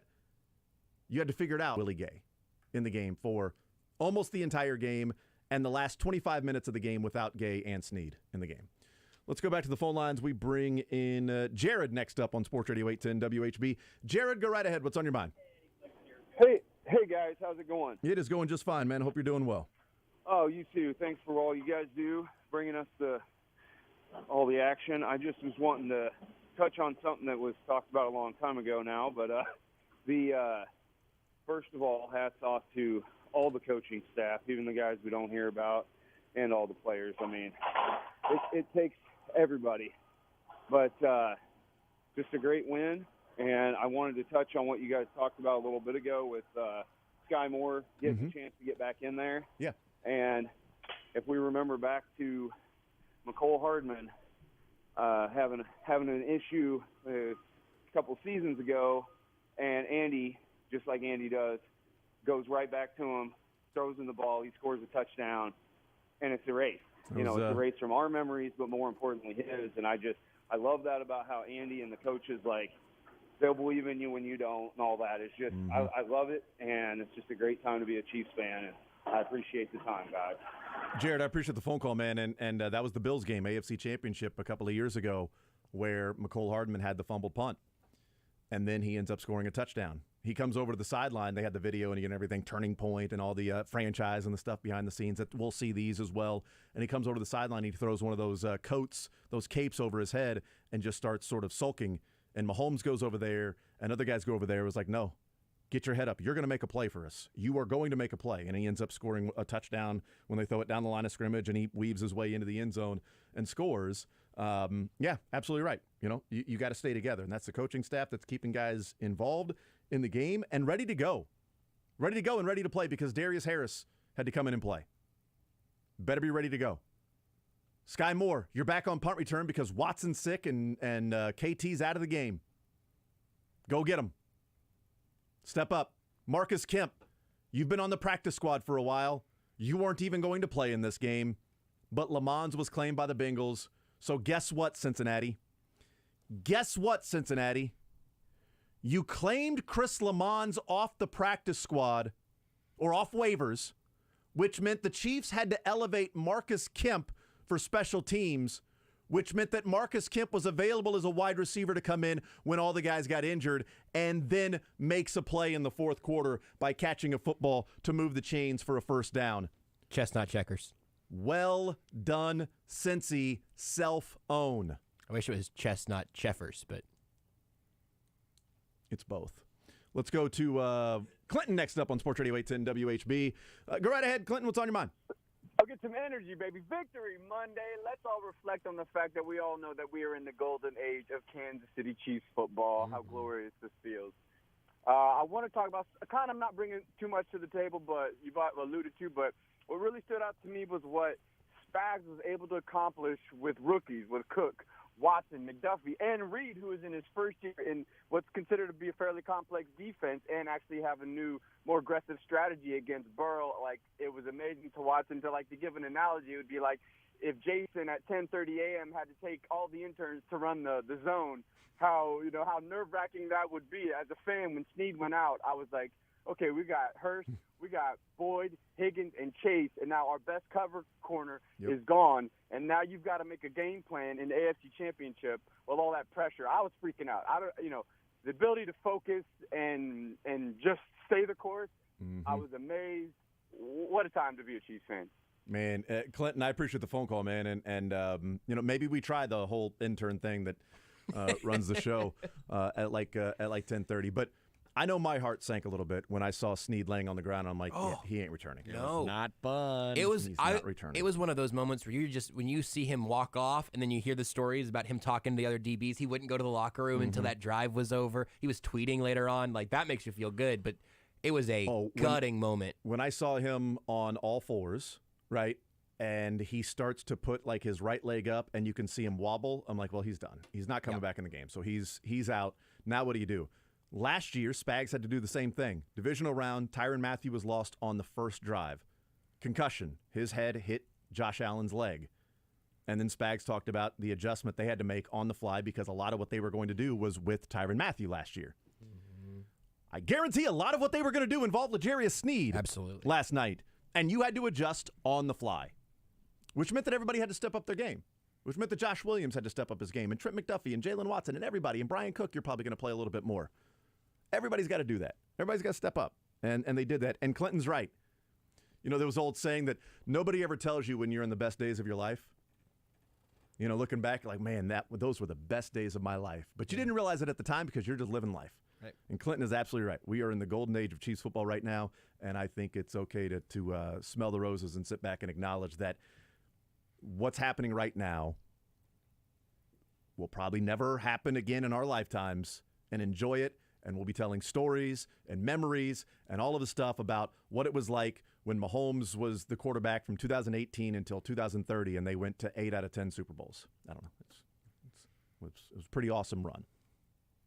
And I think a lot of people acknowledge that this is the golden age right now. Storyteller, what's on your mind, man? Go right ahead. Gentlemen, always a pleasure. Jason, you should be glad you don't live in Louisville anymore, because I hear the Ohio River is flooding because of all the Bengals fans crying. Yeah, that's it might be overflowing right now. There are a lot of tears there on both sides of the Ohio River. It has become a saltwater river. Hey! It is very salty.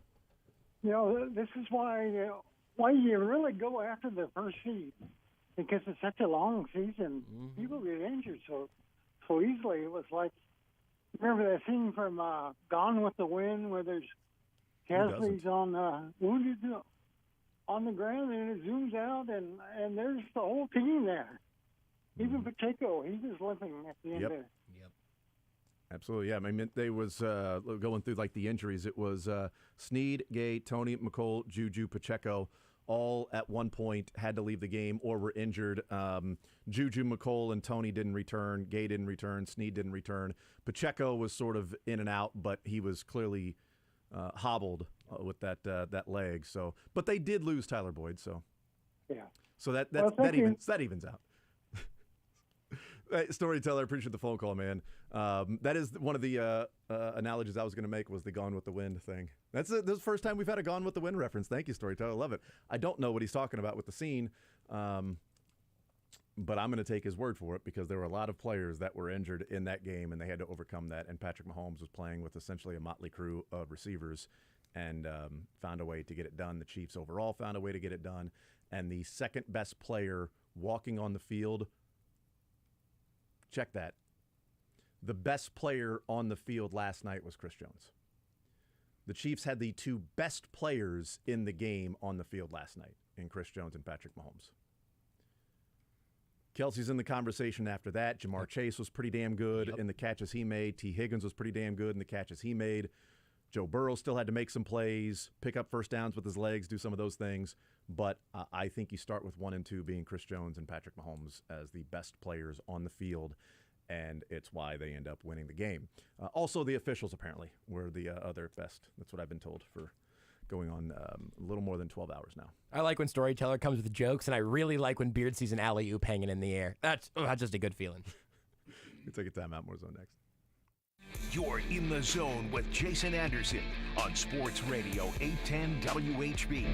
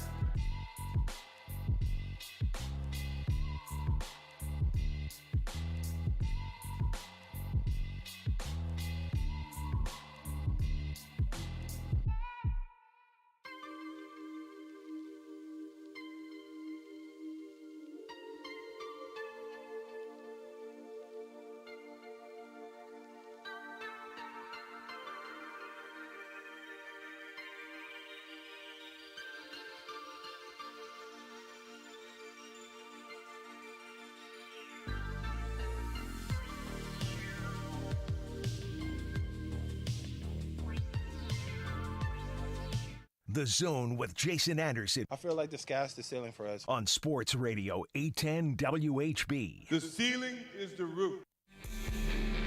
As a quick little nugget, as the Chiefs move forward and deal with salary caps and things like that, the salary cap number for next year has been released from the NFL, 224.8? 8, I think. Which is, Spotrac had it right around $225 million. So some of the numbers we've been using for what the Chiefs look like next year with their salary cap, about $13 million under the cap.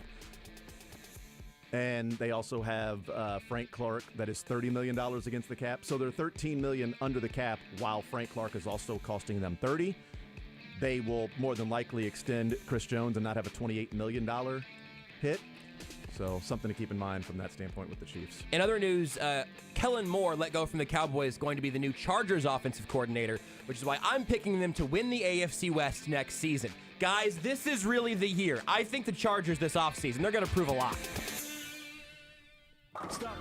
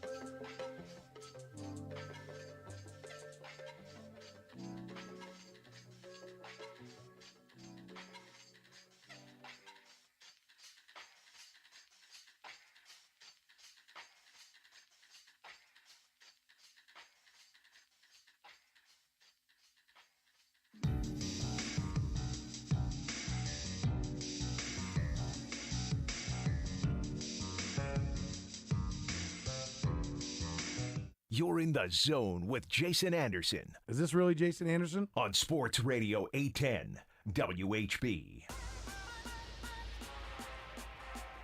All right, we continue right here on Sports Radio 810 WHB. Chiefs win 23-20. Heading to the Super Bowl, third time in 4 years for the Chiefs. Talking now with our NFL insider from ESPN, Field Yates, joins us here in the zone. Field, how are you, sir?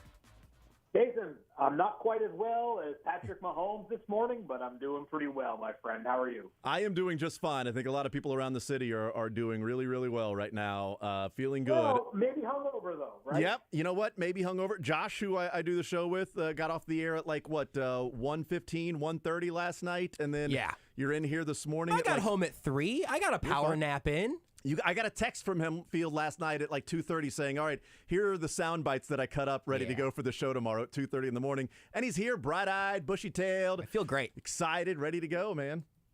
AFC Championship victory will do that to anybody. So, that's exactly right. What a night it was and what an evening. I mean, that's one that no matter who you were pulling for in that game, I do think that, and maybe I'm overreacting because the NFC Championship game was such a dud, but that feels like a memorable one yesterday in Kansas City. Certainly a game that I'll remember for a long, long time. All right, so your takeaway and reaction from that game, in which was that was every play, every inch, everything in that second half felt like, each and every play could be the difference in the game. Totally, and I don't want to overlook the brilliance of Patrick Mahomes, and we can certainly talk about it, but I think it's probably been given a lot of the due that it is deserved already today. But I think about the story of yesterday as maybe being the Chiefs' defense, really bringing it from start to finish yesterday, and they dominated up front. And I know the Bengals were down 3 starting offensive linemen, but this was the same Bengals offensive line unit that completely neutralized the Bills just a week ago. And the Chiefs, from the jump, basically disrupted Joe Burrow. I know that the sack numbers, I think was it just 4 total, but 5. all those were in the first half of 5 total. But 3 of them came in a 3 drop back sequence early in the game. So maybe the sack production was down a little bit, but I thought when the Chiefs kind of needed it the most, they got the best out of that pass rush. And beyond that, just the rookie class. I mean, a drafted rookie class that, other than Darian Kennard, who obviously was active, I don't think he even played. You're talking about really every single guy bringing it yesterday, and that's how you win in this league. I mean, obviously having Patrick Mahomes and Andy Reid is really the secret sauce, and Travis Kelce. But that's how you go from great to maybe all-time great, is you find things around the margins, and you do the small things, and you acquire players on cost-controlled contracts that become major contributors. So the Chiefs defense and the Chiefs drafted rookies, I think, really deserve a big shout-out for how they performed yesterday. Field Yates is our guest from ESPN, and this show we had talked last week, throughout the week, getting ready for this game, just about Chris Jones and feeling like this was a legacy game for Chris Jones, that he had spent the entire offseason. He even said after the game last night, Field, that his entire offseason was dedicated to that AFC Championship game loss, and kept saying, he said, once in the locker room and once at the podium last week, God is good. In getting a chance to play the Bengals. God is good. So knowing that redemption was there on the line for him and a legacy game, okay, you're the best interior defensive player this year, and the Chiefs are probably going to extend you and maybe $30 million a year. Go show it. And I said earlier in the show, Field, and maybe it comes off as blasphemy, but I really believe it. I think the best player that played on the field last night was Chris Jones. Yeah, I don't think it's blasphemy. And I think it's almost like I don't know if we need to throw this caveat out there, but I just want to make sure that we do in case people get really, really ticked off. Patrick Mahomes was nothing short of incredible given the circumstances yesterday. Just simply remarkable. I mean, the guy's got a high ankle sprain, and he looked close to Patrick Mahomes. I can't say enough about him. But we see 320 passing yards and 2 touchdowns from him fairly regularly. 8 pressures for Chris Jones yesterday. Obviously had 2 sacks of his own. Another one of his pressures led to a sack by a teammate, and the other 5 pressures all led to incompletions. So you're talking about, I don't know, what's that, 15% of the Bengals plays were wrecked of their, I mean, probably even a higher number. That probably more like 20% of their passing plays or dropbacks were wrecked by Chris Jones, basically by himself. So can't overstate just how incredible he was yesterday. And you're right. I mean, I don't know that I completely acknowledged going into this game just how personal this was for the Chiefs. And I think, it was shown through the emotion on the field yesterday. But I thought the sound after the game told me that was a team that listened to all the noise for basically a year straight, felt like it squandered an opportunity last year, and wanted to see that Cincinnati team again this year. They wanted them, and they wanted them in that stage.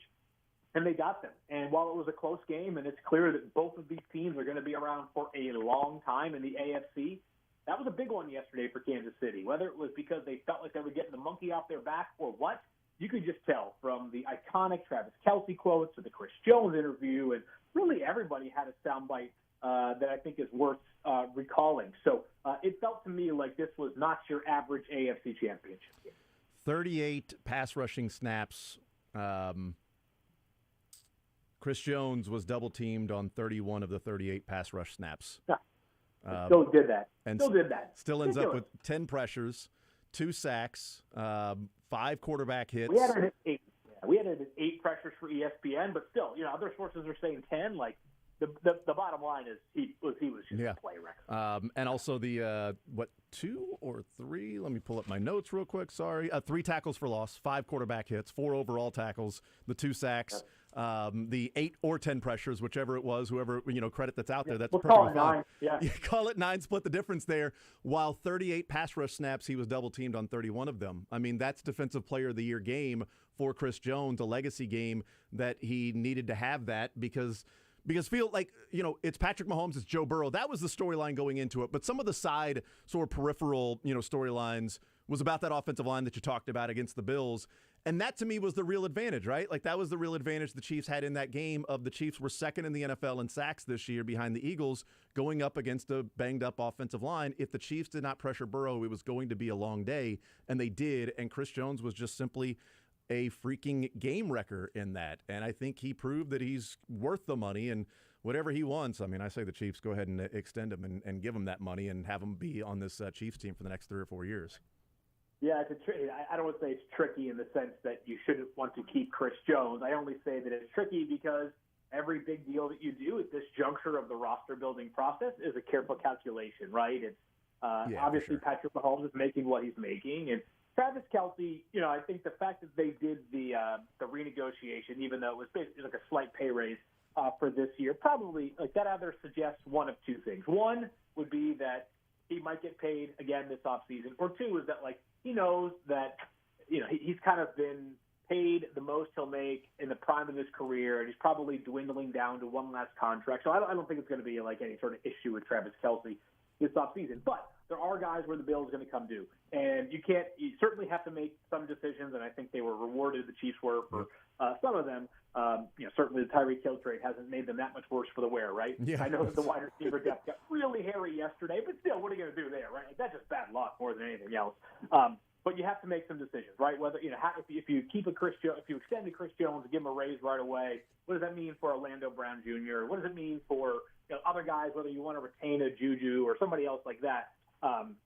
Those are the kind of considerations the Chiefs have to make this offseason. But something, Jason? Here's the alternative. The alternative is you're sitting at home this morning or you're planning your golf trip because you're not playing in the Super Bowl. Yep. So these are high society problems. No doubt.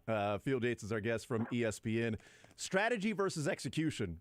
Because when the Chiefs traded Tyreek Hill, at the time it was they're regrouping, maybe taking a step back, short-term pain for more long-term health, keeping that Super Bowl window open. Maybe they don't go to the Super Bowl this year. Heck, maybe they don't even win the AFC West, but they're setting themselves up while the rest of the AFC is investing and spending money and saying, this is the year we're going to push our chips to the middle of the table. We're going all in. We're catching the Chiefs while they're trading Tyreek Hill. This is the year to get them. So strategy versus execution. Good strategy if you get those things back. Execution is taking advantage of the resources you have. And the fact that last night, Trent McDuffie, Jalen Watson, Joshua Williams, Brian Cook, Karlaftis, Pacheco, Skyy Moore, those guys all had impacts on the game. So you can have the right strategy of trade Tyreek Hill, helps you out down the road with salary cap, maybe allows you to keep Chris Jones, and then you've got these extra draft picks. But if you miss on those guys, then you're out Tyreek Hill and the players that you were hoping to get for him. Then you got to draft other players, Field, to fill in the spot that you missed at.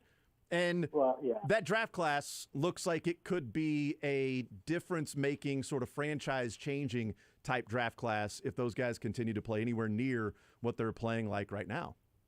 Yeah, I mean, I don't know, it's hard to say that it's way too early, but it's hard to say that there are other rookies. Like, I think the Jets probably have the rookie class that has, the most, all-pro power, right? Agreed. Given the fact that Sauce Gardner and Garrett Wilson kind of proved themselves to be close to that level already. And, I don't think Seattle is that far behind either. There isn't, a clear-cut future, obvious all-pro in this Chiefs draft class right now, but, there are certainly guys that could get there, right? Who's to say that George Karlaftis couldn't be a 12-sack guy at some point during his career, as an example, right? But it's strength in numbers. And I don't like to be I told you so guy because I think that's just sort of lame. The one thing I will say is maybe because it's, prior to my time in Kansas City, I was, working with the Patriots, and it just felt like there were so many of those, maybe not quite to the degree of Tyreek Hill where it was 6 draft picks, but, I kind of grew to understand that, there is a circle of life in football, and that includes really good players going out the door. And the job is to not sit there and fret about the fact that you no longer have them. The job is to find ways to replace them. And I don't think that there is any player that can move on, that can be traded away from the Chiefs, that would automatically close their window unless that player is Patrick Mahomes, right? There are going to be some that are way more difficult to account for than others. Travis Kelce at some point is going to be either retired or at least become immortal. That may not be until a few years from now. But, the point is time catches up to all of us. But the Chiefs are going to find a way. And that's not to take away from Tyreek Hill, but that's to, I think, sort of credit the resourcefulness of this Chiefs front office. And unless I missed something, I didn't hear a single interview request for a Chiefs associate this year during the GM cycle, which kind of befuddled me at the time. Wonder how many teams are regretting that right now, because as far as I could see, some pretty darn good draft picks yesterday, and certainly Brett Veach deserves a ton of credit, and I know he would give a ton to his staff as well because they have been lights out. That's it just sparked something in my mind when you said that. That feels like it's kind of the theme of this Chiefs organization, and maybe there's plenty of other organizations out there, but I don't follow them as closely. But Patrick Mahomes last night becomes the quarterback with the most playoff, or the youngest player in NFL history to get 10 playoff wins. Goes to his takes his team as a quarterback to the 3rd Super Bowl, 5 AFC Championship games he's played in, another fourth quarter comeback and game-winning drive for him in the postseason. He does it on one ankle, and he's asked, how did you do it? And he said, my teammates, the trainers, they're the ones that get the credit, those guys. And as you said, Brett Veach would probably credit other guys around there. Andy Reid talks about, it's the coaching staff and putting the game plan together, the players talking about their teammates. Maybe a lot of organizations are like that, but when you said Brett Veach would probably credit his assistants more than even himself, it just sparked in my mind that that stood out last night with Patrick Mahomes, because that buildup was all of these things you did with the ankle and having to play through it. How'd you do it? My teammates. That's how I did it. Yeah, I think you hear some of that around the league. I don't know if it ever feels as sincere as it does with Patrick Mahomes, and that's part of what makes him rare. And you think, on the one hand, Jason, signing a player that's that good to a 10-year contract or a 10-year extension on top of the remaining 2 years seems like kind of an obvious home run move, right? Because, hey, he's the greatest player on earth, and, by the time it gets about 2 years in, it'll end up being a bargain, not like a top-of-the-market deal. But here's the tad bit of risk that you could incur is that when you pay a player that much money for that long, that player inherits a certain amount of power. And what if that player changes his stripes, right? Who he is, what he stands for. And again, I'm not saying that was my expectation for Patrick Mahomes, but that would be the risk that would be inherent to a 10-year extension. Is that he's got all this power now. Does he change? Here's the answer: no. He's become more of who he was before then, right? He's just become that much more of a leader and that much more of the person that everybody else follows. And he's just that much more selfless. He's making a ton of money. It's not like Patrick Mahomes is taking a 95% discount, right? But still, given the construct of where he stands amongst quarterbacks, if he went into the front office tomorrow and said, restructure my deal right now, he'd have a pretty good leg to stand on, right? Yep. Is he worth? He's making $45 million per year now. That's less than Deshaun Watson and Kyler Murray. He's probably worth at minimum $10 million more than those guys. And he hasn't. And I think his actions have consistently sort of led the way in Kansas City. And it just seems real. I think he understands just how unique and special the time he's in right now, and in a league in which I understand why players want to move on or want to go chase the next big buck. It feels like Patrick Mahomes is content just doing the right things consistently in Kansas City, and that's a huge ingredient towards a team not just being one that makes it to the Super Bowl and wins 1 in 4 years, or maybe 2 in 5, but can potentially win, 3 or 4 in a decade. Yeah, he would have a pretty good leg to stand on, but he would only have one. So there would only be one pretty good leg to stand on. Yeah, he's probably tired of standing on one leg. That's true. Probably it's been a lot of one leg in the past week, right? He's got a couple more weeks of rehabbing to get ready for that Super Bowl. Field Yates from ESPN is our guest. Did the refs impact the game one-sided the way that there is at least a commentary and an opinion out there that this was a terribly officiated game in favor of the Chiefs and the Bengals got screwed? I thought it was a poorly officiated game. I think these things tend to kind of go both ways over the course of a year. I don't know. Here's what it's like. I don't think that's the right tenor of the remarks that I want to make today. When I think the story is not just about the refs. I thought that the only one that I had a gripe with was the replay of the third down. Just because I think that what it showed was. I get it. There was a ref who was trying to correct the play clock issue that was taking place. But this all-star crew is supposed to be the best of the best for the NFL. And I felt like the operation there looked like JV, very JV level, right? Ron Torbert, the head official, had no idea what was going on. And he ultimately has to be culpable and responsible for that. But what was the net result of that? 3 plays later, I guess it was 5 plays later because of the pass interference penalty, the Chiefs were punting the ball again. So it from the exact same spot. Yeah, same thing. So it didn't really have a major impact. I thought it was a bad day, but I think also it's going to be pretty obvious and pretty common. And I think that going forward, I don't know about every game, but a lot of games we're going to have the same kind of commentary. The refs were bad, and these are some key plays. That's kind of how it works in sports. Yeah. Last one for you real quick. We'll ask you again next week for a prediction, but early feeling on Chiefs-Eagles in the Super Bowl? I think it's way too soon to know how these wide receivers will be, but if there's no Juju and potentially no Kadarius Toney, it was just such a limited crew yesterday. It's going to be hard to keep up with Philadelphia, but if you told me that Juju's available and Kadarius Toney is available, I feel a lot different about it. So I'm going to sort of bite my tongue on an official prediction. Good. Yeah. All good. We'll get one next week when we've got a little bit more time to see what these injuries look like for the Chiefs, and no doubt that's those are big for this Chiefs offense. Field Yates from ESPN. Field, you're the man. Really appreciate the time, sir. Thank you so much, and we will talk next week. Getting ready to head down to Phoenix. Can't wait, my friend. Talk to you soon. Absolutely. There's Field Yates from ESPN, NFL Insider, as going to wait a little bit, which is perfectly fine. I was not going to hold him to, no, you need to go on the record right now and then change next week. No, we'll get his prediction next week and see what he thinks about this. But no doubt, hearing about what the injury is to Juju and Kadarius Toney, and I'm going to guess McCole Hardman doesn't play in a couple of weeks since, it took all that to get him out there. And the first hit that he took, he then leaves the game and is done. So I'm going to assume we don't see McCole Hardman again. But, yeah, it would be hard to keep up with the Eagles' offense, especially when that Eagles pass rush is better than what you just went up against. They're going to pressure Patrick Mahomes. You're going to need guys to win their matchups in the secondary. You're going to have people that allow Mahomes to get rid of the football to open receivers. And if it's the collection of guys at the end of the game yesterday, it's going to be really tough to do that. And all the excitement and the buildup of hey, McCole Hardman's active. There's going to be McCole Hardman and Kadarius Toney out there on the field at the same time.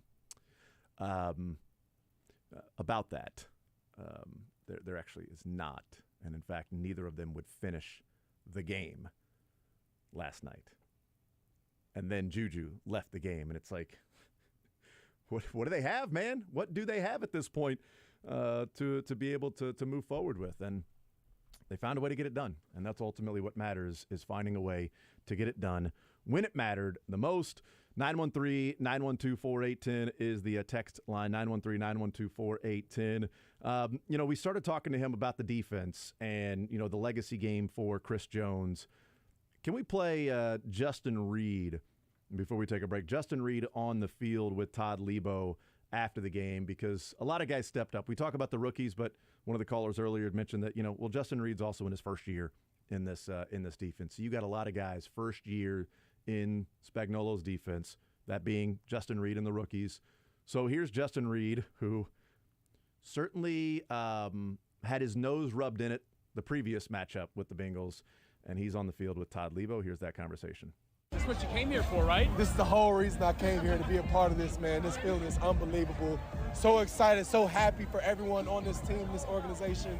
And we're not done yet. We got one more to go. Hard fought, man. All Very the way to hard the fought. end. Tooth and nail. I mean, the last 4 matches.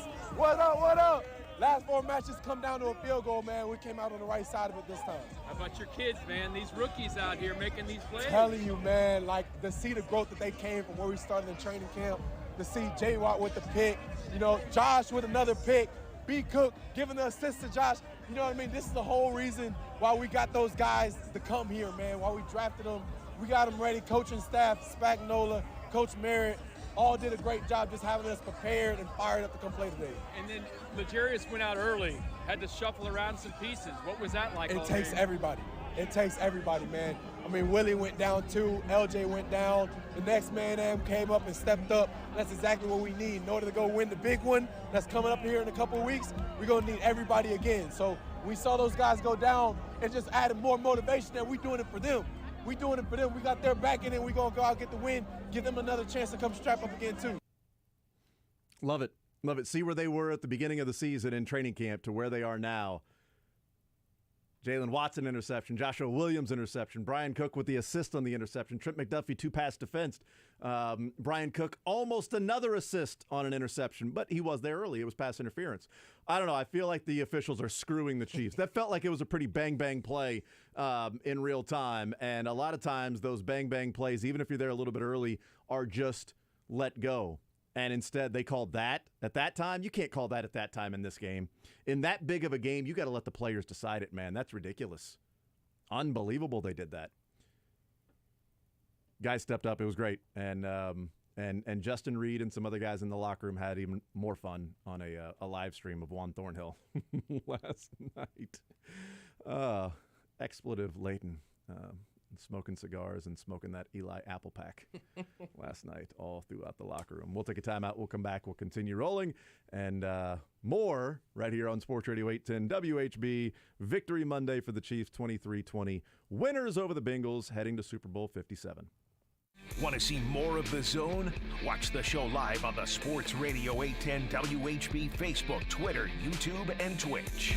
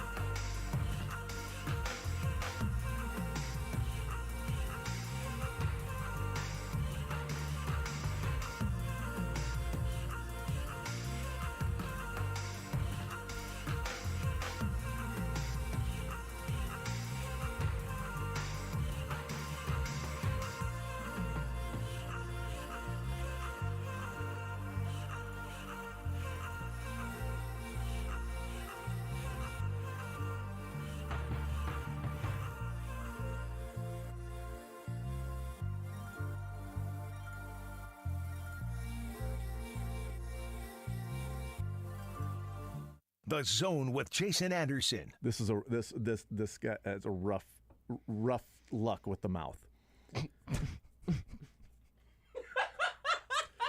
Weekdays from 10 to 2 on Sports Radio 810 WHB. We will hear from Andy Reid. He's going to have a Zoom press conference today at some point. I don't think it'll be very long, other than how do you feel today? Cheeseburgers, you enjoy yourself last night, huh? The injury questions alone might take 10 minutes. That's true. Yeah. I don't really have an update for you guys. Haven't got in here yet, but, But our whole roster got hurt. Doggone it. We just played a good, doggone it, Herbie. We just played a good game, Cheeseburgers, and had a great night with my wife. We loving life, going back to the Super Bowl. It'll be a lot about, Eagles and, had time to process that this took place. But you're right. Is there an update on the injuries? Is going to be the I don't main expect thing. it to be anything substantial, but just there's a lot of guys. Dude, it's part of overcoming that. You overcome Patrick Mahomes' ankle injury. You have to overcome the mental edge that, the Bengals may have in terms of beating you. You overcome the fact that you've got injuries throughout that game that just impact how you're able to continue going about it. And you have to persevere. There's no excuses. It's the AFC Championship game. Figure it out. And you had some plays that didn't go your way. You had to overcome a fumble in which the ball just slipped out of the best player in the world's, hands at an inopportune time when they've got the ball and the lead, and they're up by 7 at that point, and they just had that 11-yard pass to Travis Kelce, and it was all right, they're driving. This is where they put the game away. What happened to you in that moment when the ball falls out of his hands and he doesn't even have the ankle wherewithal to go get it? My heart sank. I'm like, this is what we're gonna be talking about that tomorrow. We're gonna be talking about the game turned on the MVP dropping the football while trying to throw a quick out to MVS and just slipped out of his hands.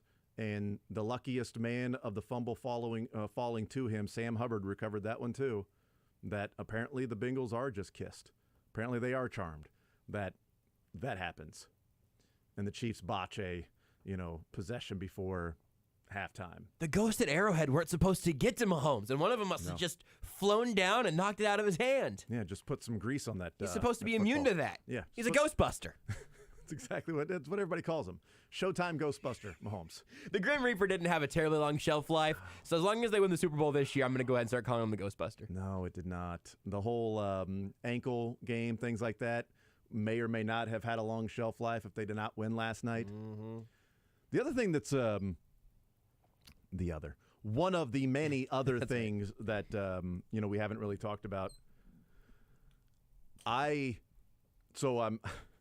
I'm on the ground downstairs in front of the TV. Flat on your back. Nope, in the downward dog position almost.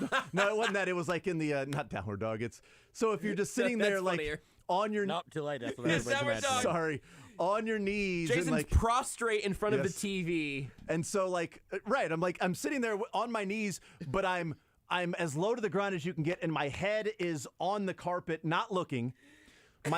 My son is next to me watching. My wife is there as well, and we're watching it. And I'm going back and forth of looking up. Am I watching the field goal? Am I not? Am I watching the field goal? Am I not? Am I gonna look? And I'm like, okay, part of me just wants to look down and hear what they say.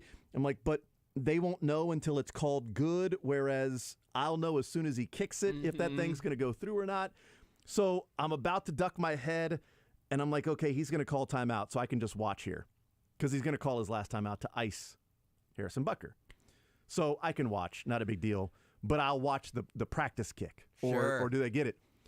And as soon as he kicks it, there was nobody running in, so I knew that was the live play. Well, we don't always know that when this refereeing crew is out there. I mean, I felt pretty confident on that. But as soon as he kicked it and that thing straightened out, went crazy, right?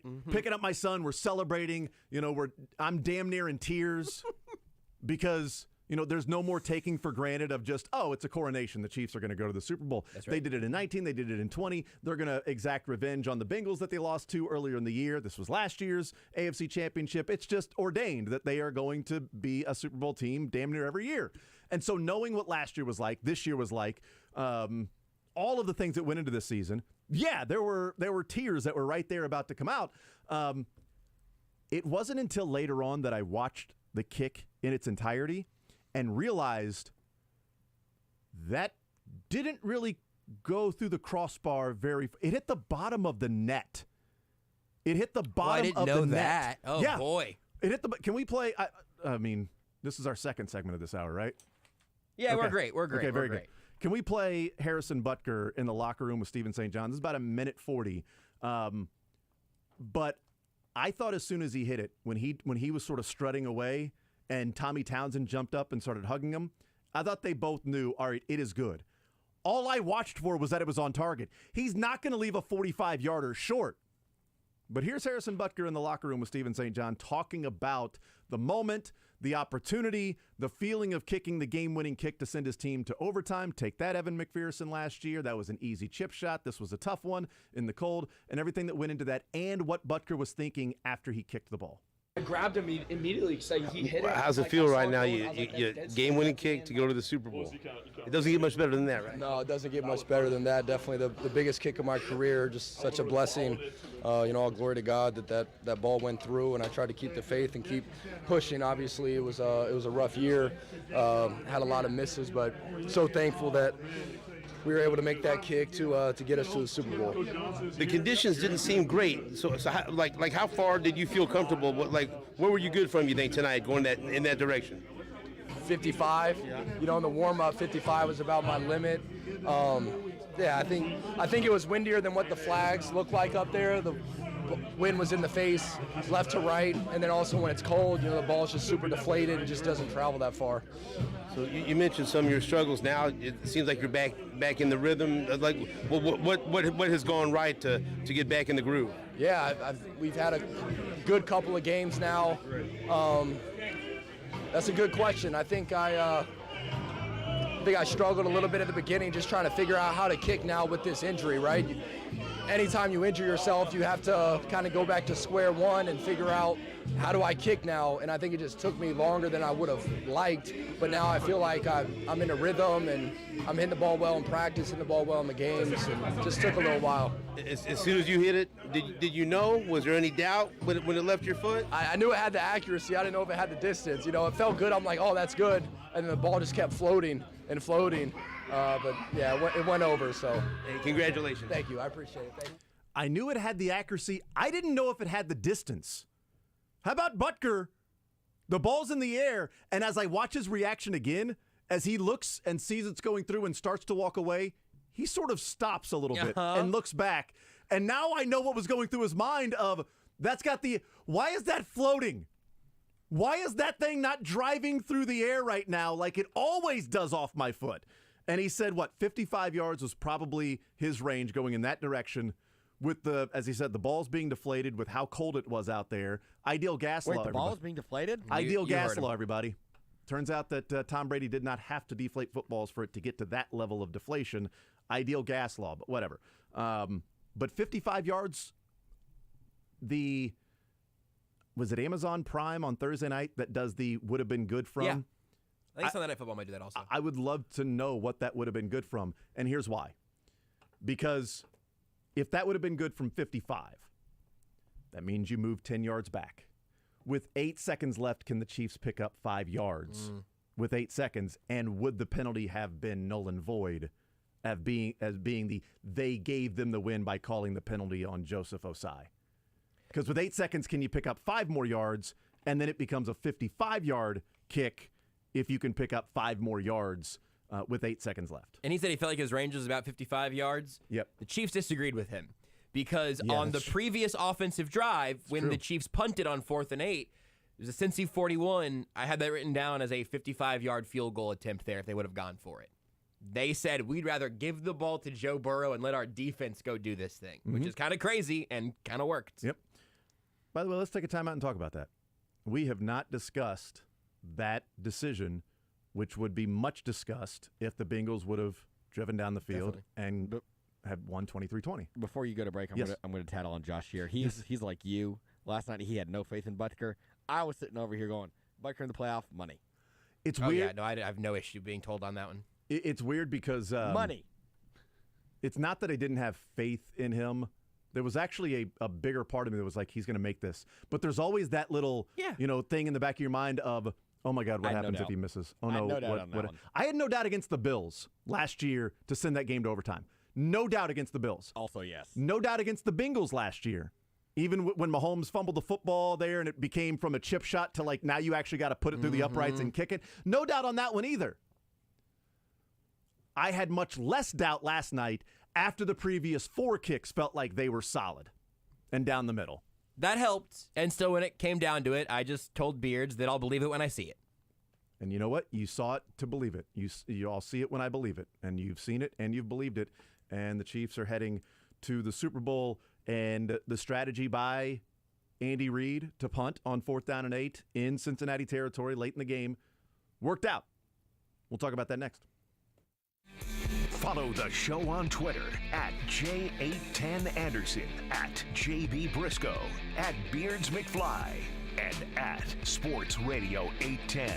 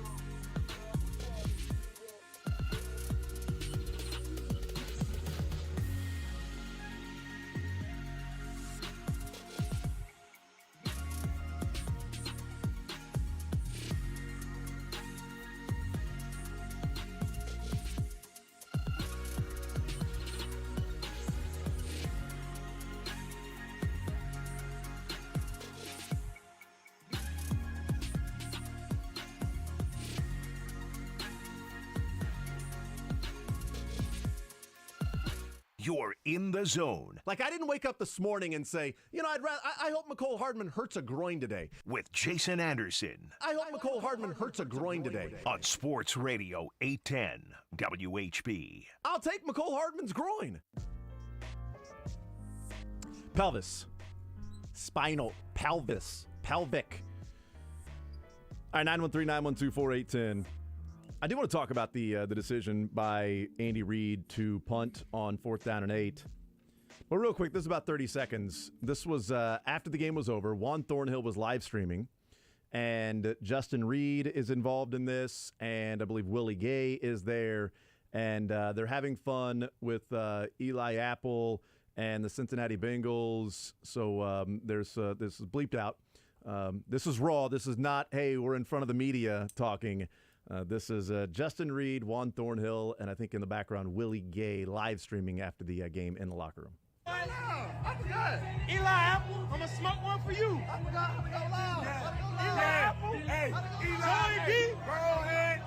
Them tuna in the can, motherfuckers that's going home right now. We going to smoke one for y'all. I'm telling you. Hey. And I did everything I said I'd do. I locked down. Niggas ain't catch. There was more of that went on. Tuna in a can, mother bleepers that are going home right now. They are going home right now because of the field goal that was kicked with 8 seconds left to go in the game, leaving 3 seconds, the 45-yarder. And it worked out for the Chiefs in getting that kick and getting the ball back after punting from the Bengals' 37-yard line. That's 4th and 8 at the 37-yard line. Tommy Townsend comes out, puts it at the Bengals' 6-yard line with 2 minutes and 30 seconds left when the Bengals took over. Chiefs had 2 timeouts. What did you think of the decision to punt at that time? I kind of thought that the first offensive drive, when they ended up taking a field goal, I kind of thought they should go for that. They had the 4th down they were lining up to go for. They had 4th and 6. The Bengals had 4th and 6 there, which they converted that pass to Jamar Chase in double coverage. Yeah. There were several times when 4th down decisions were very much on my mind, and this was like ranked as a deeply cowardly punt. You will not find any tweets from me in that moment because Patrick Mahomes was not looking quite right, and none of his pass catchers were out there.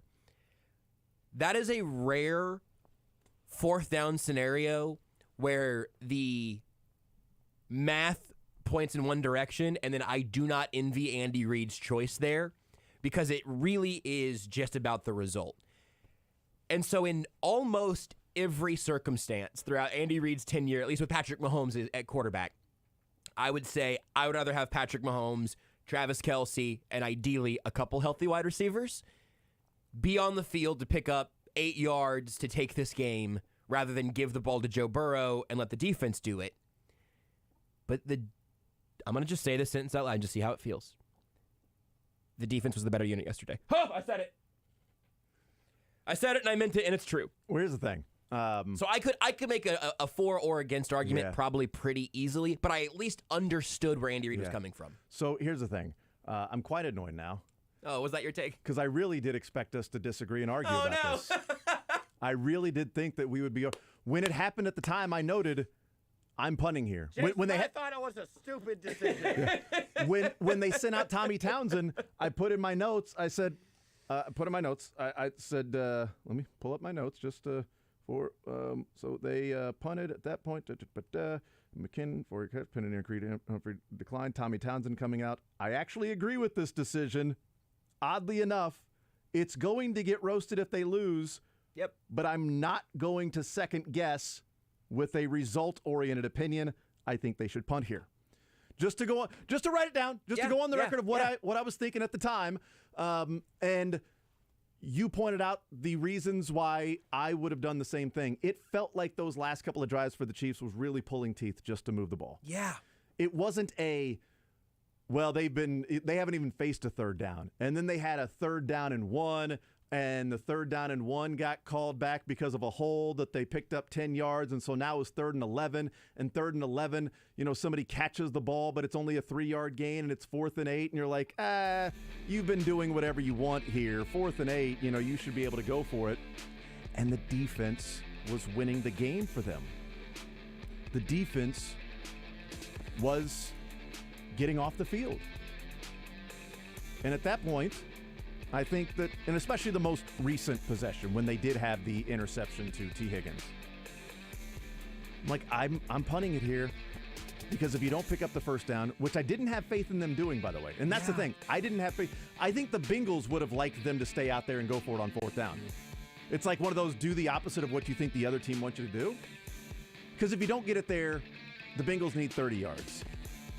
You punt it deep, and they need 66 yards to pick up the to kick, even that being like a 50-yard field goal.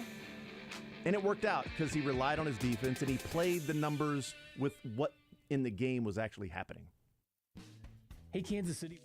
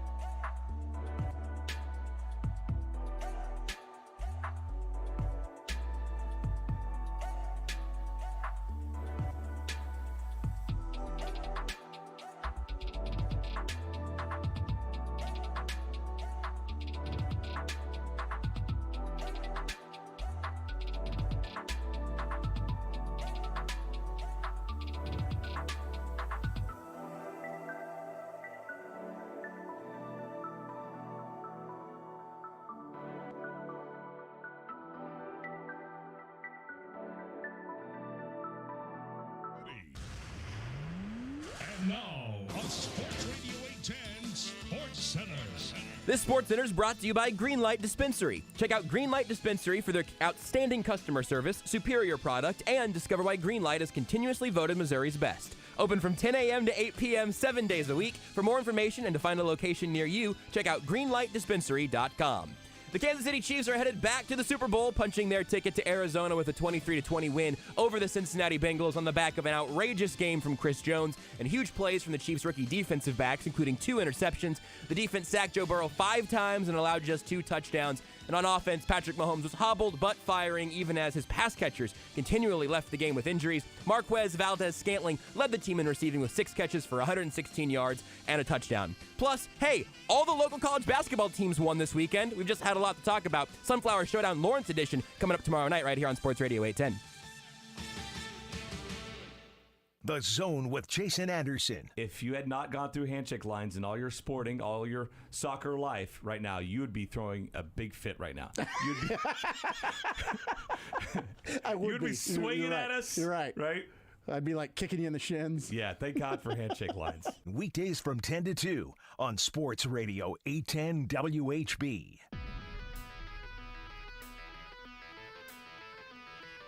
All right, we continue right here on Sports Radio 810 WHB. Jason Anderson, Josh Brisco, Beards, Mick Schaefer, KSHB 41 Sports Director, hanging out with us for the final hour. We'll hear from Andy Reid coming up in just a little bit. Mick, what's up, man? I'm up. Yeah, you're up. That's what's up. I'm back. New day. There you go. A sun came up, and so did everything Roses last night with the Chiefs winning against the Bengals 23-20. Brisco ends up getting home at like 3 in the morning. I listened to Brisco on my drive home. It was still like, were you on the air at like 1:30? We went till 1, top of the hour. Okay, so I listened to you on the way back from Arrowhead, and then I was at work for another hour and a half after that, I think. And then, I got home 1:45, I think. Yeah, nice. So you guys worked late. That's good. Good for you guys. Thanks. Appreciate it. So, and Beards, 3 of the 4. You know, all of us combined put in a lot of hours. Were you still hugging your child and crying tears of joy at that moment? No, he was wearing his long nightcap and a nightgown. He had a little candle and was tucked into bed, holding a teddy bear, going shwee shwoo, shwee shwoo, because that's how Jason snores. All right, hour 17 of the Sports Radio 810 Postgame Show and Jason's counting sheep. I was dreaming of postgame takes. It was weird, but I don't know about you, but I am ready to do shows here. Let's go. I had a dream that Gary was like just living it up and having a good time. That happens? What? I always think about like whenever I'm watching like a huge game in another market that has nothing to do with me. And afterward, I just turn off the TV and I go on with my life. I think, oh my gosh, there are a couple dozen sports guys and gals that are going to be working around the clock. Well, I'll tell you what, because of this one big college football playoff game. Right. This is the first Bengals game that I did not do that. First Bengals game in the last couple of years that I did not just turn off the TV and the radio and just go on about my day. So you know what? 1 out of 4 ain't bad, Josh. Switched over to 41, didn't you? No idea. Yep, I was flipping around, getting all the great post game. No idea what you talked about the previous 3 post games, Josh. That's with the Bengals. But last night, really enjoyed it. Really enjoyed the work you guys put in. No, it was. I mean, honestly, it was a ton of fun, and the Chiefs find a way to get a victory. But this thing had so many turns and twists, and it felt like the entire second half, every single play was like the whole game can change here. Like each and every play was like everything can switch in a moment's notice, and the fumble by Patrick Mahomes, the interception by the Chiefs, the sack by Chris Jones, the third down touchdown throw from Mahomes to MVS that was there, the penalty when Mahomes was 2 steps out of bounds that apparently has become controversial. Yeah. Because apparently a quarterback has to be 4 steps out, or you just, no matter where he is, if he's out of bounds sitting on the bench and you hit him, pick him up and throw him into the stands, there's only 8 seconds left. You really can't make that call there. So I know that he actually magician split his body in half, but there's only 8 seconds, so Chad Henne needs to come in, or you can have half of Mahomes with 8 seconds left. If you left. watched any football over the last, 10 years, whenever they started getting all huffy and puffy about that rule, you would say, No, it's the quintessential hit late hit out of bounds. His second foot was down out of bounds, and it wasn't even like I shoved him with my hand and his momentum caused the slide. It was a legitimate hit out of bounds. Forearm chuck out of bounds. Horrible decision. Yeah. I know he feels really bad, but he should. It was a bad decision, and that cost them the game at that point. 100 times out of 100 times, that flag is thrown. Well, and then look, they did miss a call down at the 1 yard line earlier when it was the Bengals guy that got hit out of bounds. But A, it's a running back, and it's a different deal than the quarterback. And B, would have given them 6 more inches, which is a big deal. Yeah, which is a big. It can be the difference. It would have been half the distance to goal, and they still scored that touchdown. And there's so many other things that took place in that are just like, come on. Like, I thought the one time they got a bad whistle, and I still don't understand it. And I was listening to the broadcast, so maybe people at home can understand and can enlighten me on this. Was the 5th down play basically is what we were calling it up in the press box, to where first of all, it looked like they blew it was 10 seconds on the play clock. They stopped it, and it looked like it was a bad spot, or they had to move the ball or something like that. Well, so on 3rd down and on 2nd down and 9, the Chiefs threw an incomplete pass. Yeah, clock stops. So when they reset the ball, they set the ball a half yard in the wrong spot. So right as the Chiefs were at the line of scrimmage, the game clock is stopped here because of an incomplete pass. But the play clock is running down, and Andy Reid points out, no, the ball's at the wrong spot. So they stop it, reset the ball. But they did. Torbert. Mahomes is doing palms to the sky, reset the play clock, which you should at that point, because the Chiefs are already backed up in a huddle. Right. And then he says, no, we're starting at 10 on my count. And A, you got to get back to the line, and B, the Bengals have already seen that look from the Chiefs. I don't know why he doesn't pump it back up to 25 at that point. Well, the mistake Torbert made was, and as he said it, I'm like, he just messed up. He said, the play clock and game clock will start on my whistle. Yeah. It was just an incomplete pass. The game clock was stopped. And as soon as he did that, I'm like, keeping track of the seconds, because I'm like, are they going to just put those seconds back on? Is this going to be where we go? The Chiefs lost 5 seconds there, and they needed that extra time to blah, blah, blah, blah. And I didn't see the guy running in, when they snapped the ball, because we saw it later on. The Chiefs punting unit was out there, ready to punt. Yeah, the issue is in I guess the fundamentals or whatever you want to call it in how to officiate that.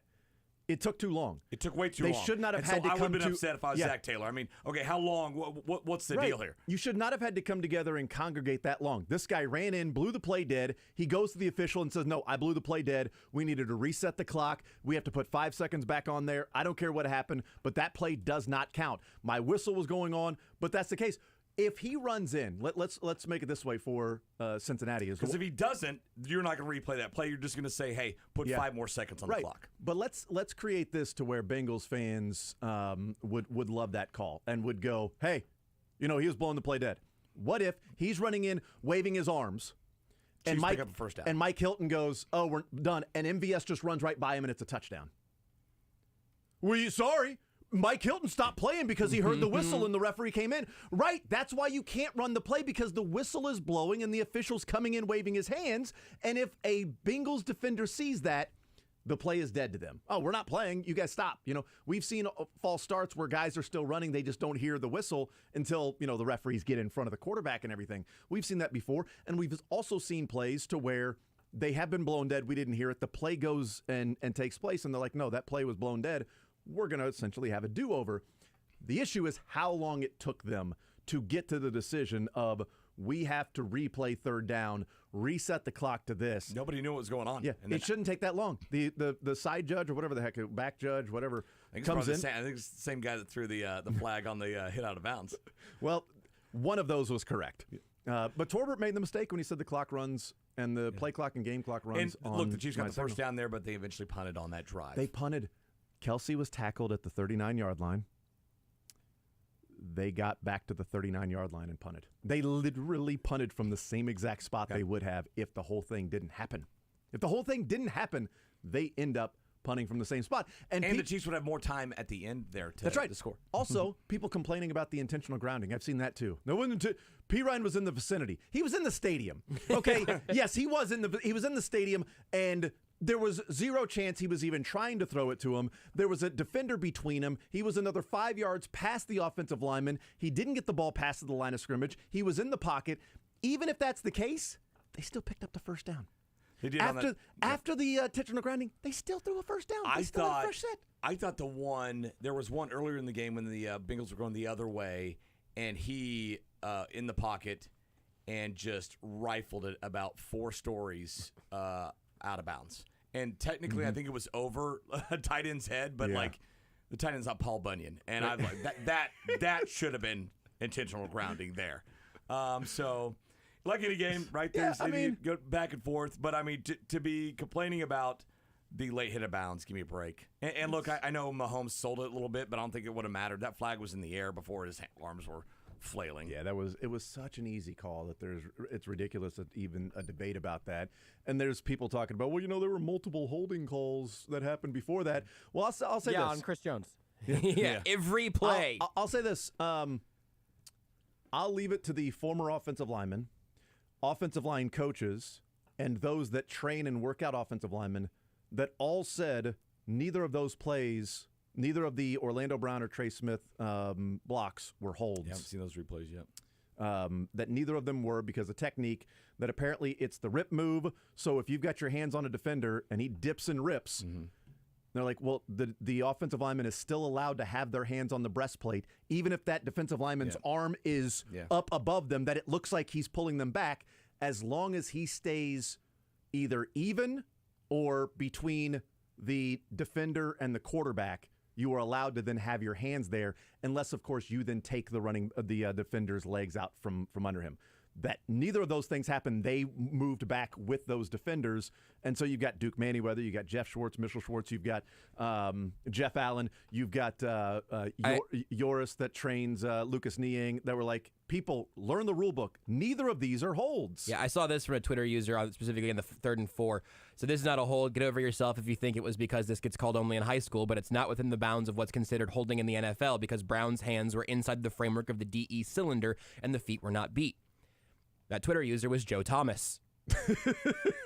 That's what I'm saying. Like, I think I'm going to trust. He hates the Bengals, though. I think I'm going to. Well, that's a good point. And all the guys you mentioned are Chiefs. That's a good point. Or connected to Duke Manyweather isn't. Joe Thomas probably likes Mitchell Schwartz. Probably thinks Mitchell Schwartz would be happy if his exactly right. Jeff former Schwartz team wasn't a Chief, but his brother was. That's 100%. Yeah. Well, Jeff Schwartz was. Did I say Jeff? Did I say he was? They both Schwartzes were. I meant Mitch Schwartz. If I said Jeff Schwartz, because Joe Thomas and Mitch Schwartz would have overlapped by. Did I say Mitch? Okay, I thought great. you meant Jeff.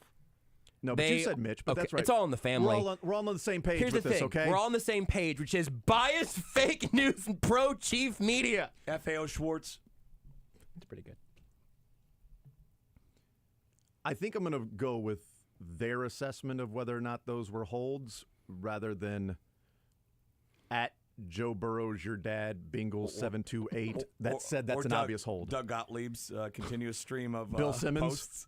Bill Simmons, those guys are just posting after post. Hold. Which one of these is a more egregious hold? Is it this one or that one? And people are responding going, learn the rule book. Neither of those are holds, okay? Both defenders ripped underneath.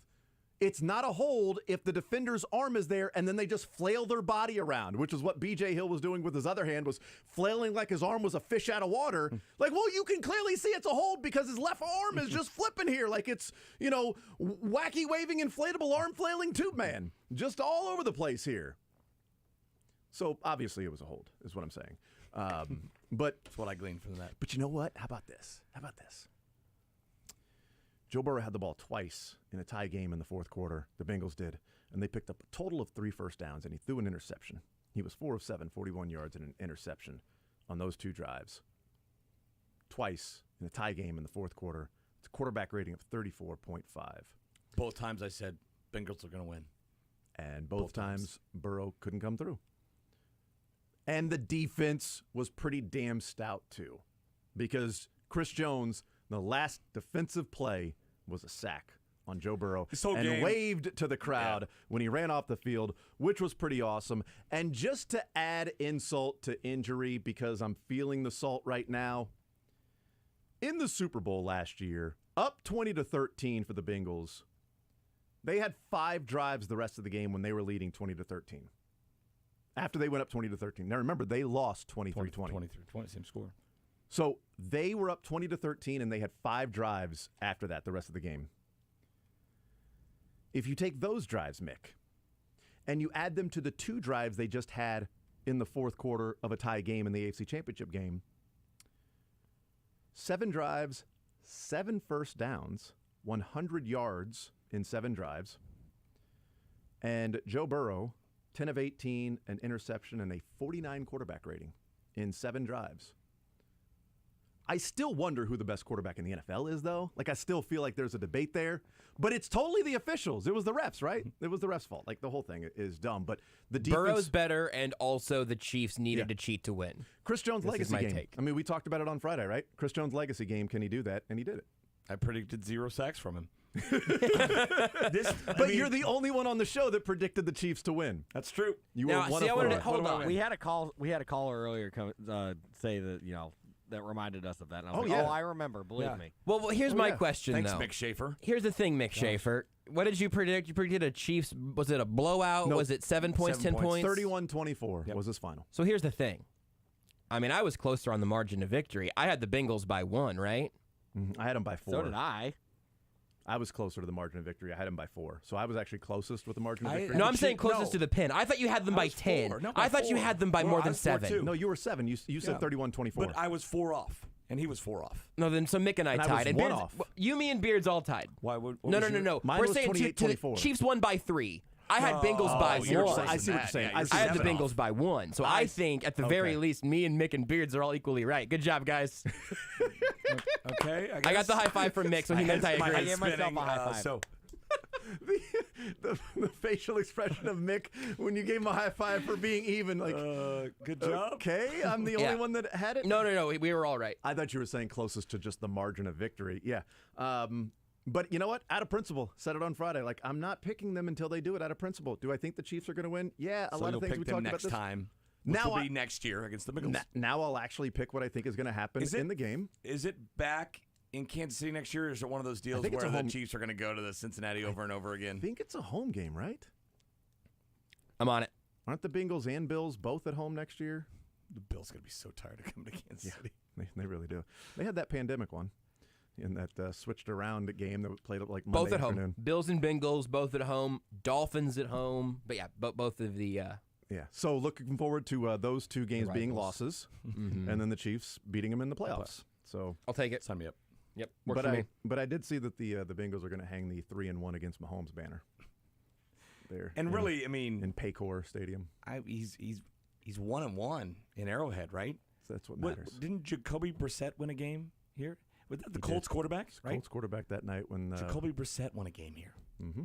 Yeah, and he probably hasn't lost one here. He's probably got a better record. Jacoby Brissett has a better record Burrow against Patrick Mahomes. He's undefeated against Patrick Mahomes. After him. The fun part about that, and you being a reporter in capital J journalism, the fun part of like last night was all of the season-long storylines that sort of culminated and came together. It was poetic justice, and I'm not talking about the great Tupac and Janet Jackson film. Yeah, that's right. You haven't seen, and you probably have. Of course I have. Of course I haven't. Yeah, it's a good flick. Her name was Justice, but whatever. Yeah. Just like his name was not poetic. No, but she wrote poems. Yeah, so. She did, but I mean everything from the Skyy Moore redemption play to Harrison Butker, and not just Butker, right? It's the whole operation. That's the word we used this year. It's the operation. We learned that from long snapper to holder to place kicker. And look, Townsend had a great day punting as well. So you get the special teams. Then you have Patrick Mahomes basically winning the game on a running play with one leg. Look. And then, I mean, Chris Jones, twice last year he had Joe Burrow wrapped up. Yeah. He gets him twice this year, including the final snap of the game for the Bengals offense. Unbelievable. Gets the Chiefs. Marcus Kemp picks up a big first down at a time. He's only on the roster because the Bengals signed Chris Lamont. That's a cell phone. It's such a cell phone by the Bengals. So funny. Like Marcus Kemp ends up being on the roster. Now, they didn't score that possession, but No. I was like, come on, just give me. But you know what? Marcus Kemp, the final big play of the game. They didn't score on that possession, but they moved the ball to the 37 and then punted it down to the 6. That didn't happen. Maybe they're punting from their own 30. different game that we're talking about. But Marcus Kemp, big play. Look, here's the thing. For all of those out there, and not me, because I didn't have any doubt in the punt return at all this year. I've never said just have no punt returner back. I've always said when he showed up, I think he showed up to return the kickoff first. Yeah. And then we're like, in the press box, we're like, oh boy. Yeah. But then we decide, okay, it's a lower trajectory for the kickoff. And listen, on kickoff, you can drop it and pick it up and run. You have time. Yep. We're like, at least he's not going out for punts, right? And then he trots out there. Like, oh my gosh! I was fine with the punts because and he had two great returns. Because the kicker was the trajectory is exactly what you said on the kickoff is exactly my thought on the punt. Oh, catching a punt, but he was not kicking them high though. No, he was kicking line drives, and that's where Skyy Moore got in trouble. The Cook hold, which was a bad call. Yeah, right. When Skyy Moore caught the ball, there was 20 yards between him and the nearest defender, like whenever he caught the ball on punts.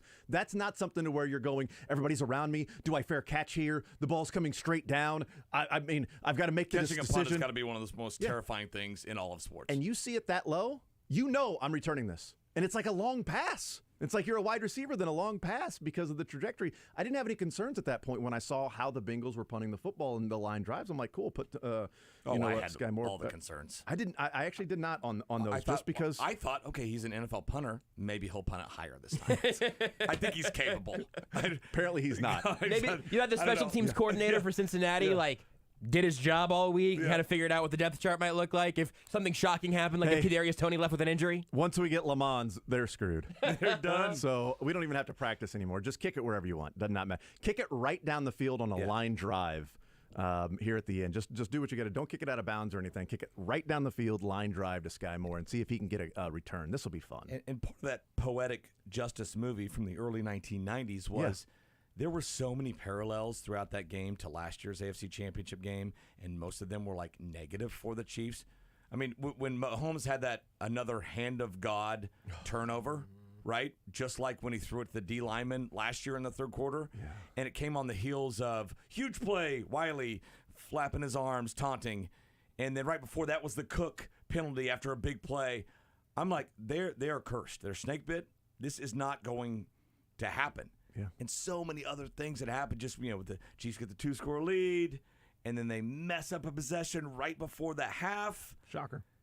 And they give them points on top of that. I told the Cincinnati guys, I'm like, this is deja vu. I had to predict right now you guys are going to go cover the Super Bowl. And nothing proved me wrong until the very end. That's right. Until the very end. Until the flag flew at Joseph Asai when Mahomes was running around the edge. And it's like, he's going to pick up the first down and get out of bounds. There's going to be 8 seconds left. And, oh, wait a minute. I would have campaigned in almost every other scenario with Patrick Mahomes as quarterback to go one more play there. Try to get 5 more yards. You have 8 seconds. When you're as talented as Mahomes is, you can do that. But I watched the last play of last year's AFC Championship game in the first half. And Mahomes, I mean, at least, and maybe it's a different point of view watch on TV, but from the press box, from being there, he didn't look lost, but he looked like he did not have a handle on what was going on, like he does 95% of the time. And you talked about it earlier, how just difficult it was, like pulling teeth to move the ball down the field. We're running on first down 4.5 yard. Okay. Yeah. All of a sudden, everybody is covered, and those throws he's making are just kind of safer to make sure that they don't get picked off. And it was such a struggle outside of just, MVS throwing it to him, like the only regular who was left standing, literally, right? The left uninjured. Jon Snow out of the receiving group, just standing there out in the middle of the field. I was all for 8 seconds left. Kick it now. Yep, me too. I was as well. So, just as we've said all year, Skyy Moore should not be returning punts. Shut your mouth, you jabroni! Butker and Townsend, it's going to cost them in the postseason. Shut your mouth, you jabroni! Chris Jones might be good, but he doesn't have a playoff sack, so how about do something when it counts? Shut your mouth, you jabroni! Can you play it again for that one? Shut your mouth, you jabroni! Thank you. Lou Anarumo just has the Chiefs' number, and the Chiefs aren't going to be able to beat them. It's sort of a mental edge. Shut your mouth, you jabroni! It's a rebuild year for the Chiefs. They're taking a step back with Tyreek Hill. They're not going to go to the Super Bowl, but this is more of a one-year pain for long-term gain for this team. Probably the Chargers winning the West. Shut your mouth, you jabroni! If Mahomes can't run around, he can't be the quarterback that he is. Good luck beating this Lou Anarumo Bengals defense with a hobbled Mahomes. Shut your mouth, you jabroni! Oh, yeah, Cincinnati Mayor. Shut your mouth, you jabroni! We'll take a timeout. More on next. Follow the show on Twitter at J810Anderson, at JB Brisco, at Beards McFly, and at Sports Radio 810.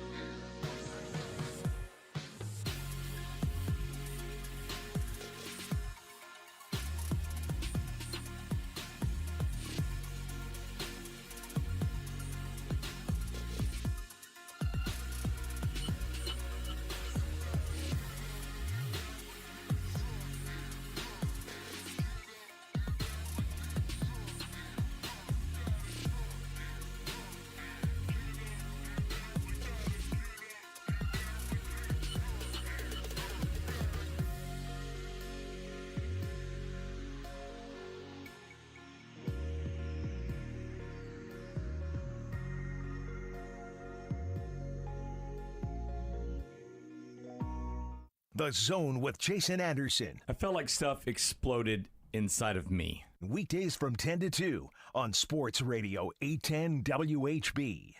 All right, we continue right here on Sports Radio 810 WHB. Jason Anderson, Josh Brisco, Beards, Mick Schaefer. Andy Reid Zoom press conference going on. Let's hear his opening comments today. Andy Reid at the podium. I don't know, about 14, 15, 16 hours after holding the Lamar Hunt Trophy in his hands. Here's Andy Reid today, opening comments. Okay, don't have any of the injury things for you with the late check-in here, but I'm proud of the guys that obviously that push themselves through the nicks and bruises and sprains and everything else that we had. We were down to 3 wide receivers. Our secondary was, we were missing a couple guys there, and everybody pushed through and made it work. So very proud of that for our guys. Very proud of Skyy Moore for the ability to catch the punt and then make the return that he did. Really put us in a great position. And then for Bucker, who's had this high ankle sprain that just bugged the heck out of him for a good part of this season. And he's changed his kickoffs, he's changed the way he approaches the ball and so on. And for him to step up and just crank that thing, at the end of the game for the game winner was really special. So for him, he's been a great player for us, and he had a couple of hiccups this year, but just came through in the clutch there. So, and I can go through all the players. Pat and Trav and all these guys that stepped up and played. Chris Jones and had a unbelievable game. Unbelievable game. And Frank Clark, his energy and the way he played was great.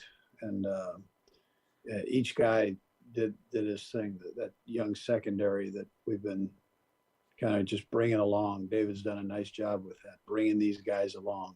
And for them to have the plays that they made with the interceptions, I thought was a real tribute to the coaches and the players there. So great game plans by the coordinators.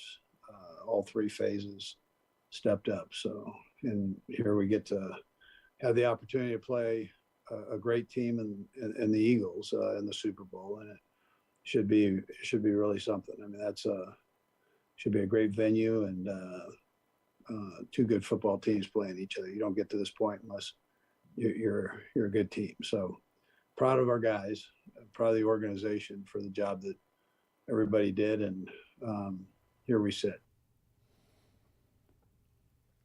Andy Reid continued. He was asked about L'Jarius Sneed's availability for the Super Bowl. Yeah, we'll see how he does here today. I see where he's at. I don't want to make any predictions either way, but listen, that kid has done a great job for us, and he was going to obviously cover number 1 most of the day, and as he's done the last few games, just the primary receiver. So. But if he can be back, he'll be back. If not, then he's not. Then we have to go a different direction. So. And the second question, Coach, you're a man who appreciates the history of the NFL and everything about it. But this Super Bowl, you're going to have 2 starting black quarterbacks, obviously Mahomes and Jalen Hurts. What is the significance of that to you, especially since you've had Donovan McNabb as well? Yeah, well, listen, I think the biggest thing is they're really good, and I think that is a tribute to the kids. That's unique. It is unique. I don't ever look at it that way. I look at, I don't really care what color you are. You're a good player, which at that position takes a tremendous amount of time and effort. I can really appreciate that, and I've never been one that really looked at the color part of it. Where I grew up, we had everybody. Everybody was a part of the equation, and that's someday I hope that's the way it all works. And as we go on, you'll never have to be asked a question like this again. I mean, I understand why you're asking it for Herbie, absolutely, but it's a tribute to the kids, though. I mean, both of them are phenomenal players, and I'm happy for both of them.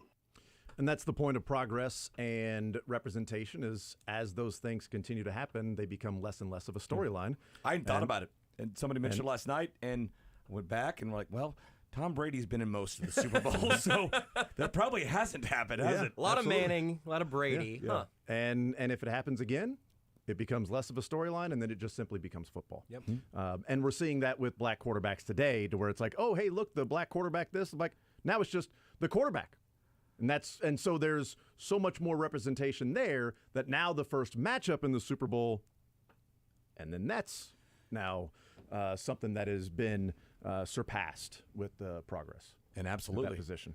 Let's have it happen a lot more because it'll increase the chances of it being Patrick Mahomes. That's right. Right in the that's right. in the game. That's exactly right. Andy Reid had big expectations for his rookie class, but this might be even better than he thought.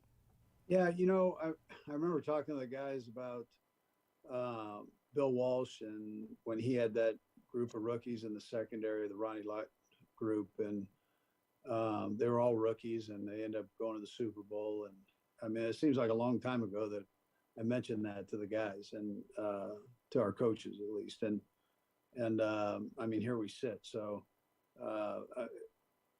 obviously there was a concern, but there was an optimism there too that it can be done.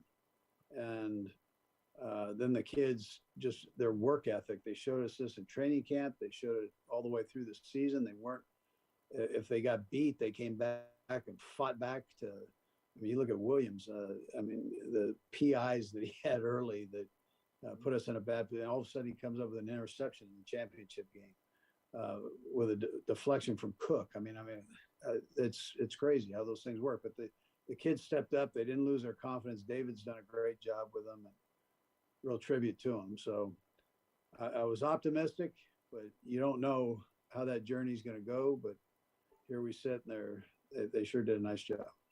Yeah. Okay.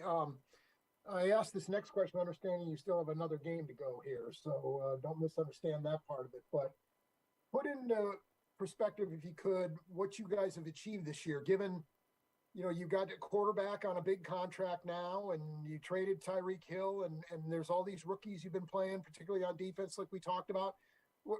Can you put in perspective what kind of achievement maybe this was?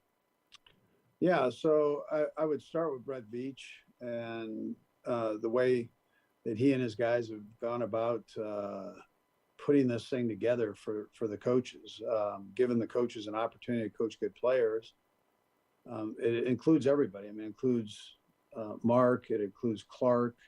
I mean, they're all part of that, giving us the opportunity to do what Brett can do by bringing these guys in. So, but his process, the process that he goes through, you guys have gotten to know him now. I mean, the process that he goes through, he's relentless. He's committed. He's got a great eye for talent. He's fearless when it comes into trades and drafts and all those things. I mean, it's just, it's been fun for me to watch him grow. Process for this Chiefs team, now playing the Eagles, and Philly invented the process. They did. It was another sport, though, right? Could be. I'm not sure. Haven't made it out of the second round with it, though. I'd say the football team's made it farther with their process than the basketball team has. Andy Reid said that, you know what? He doesn't pay a lot of attention to the mayor of Cincinnati, but he gets the excitement heading into the game. Well, listen, everybody, they're excited. I mean, they were excited to have their team there. So everybody jumped in on it, and the mayor was part of it. And it's a tribute to him for being so excited to have this football team. But at the same time, you probably don't want that. I'm sure Zach probably didn't want that out there. And but listen, it happened. Our guys, obviously, Kelsey noticed it being from there. So he threw out a little rock on him, and that's what so obviously they heard it. Hey, Coach, congratulations. You've done this a few times now in the past. I know that you like to really almost treat this week as the game plan week. Will that be the case again? And why do you feel like that strategy has worked for you in the past? Yeah, Pete. So we will. And I think it's important. I think before you get down to Arizona with the distractions and the different events that go on, you'd like to at least have the base part in where you've got a good foundation of the game plan. If you have to tweak it here or there, you can do that. But you really, while it's relatively calm here and normal, then let's get it done. I mean, it's really that simple. We'll see. I mean, he's done this a few times, third time in 4 years, so he's got a pretty a good idea of how to spend this week, next week, and what to do there, although the second trip of the two was a little different. And obviously, everything else that went into that whole trip was a very, very different. Andy Reid said that, he hopes to avoid any distractions on the former Philadelphia coach angle of the Super Bowl matchup. Yeah, I think when you really cut to the chase on it, they're a really good football team. And so I think that's where the energy goes.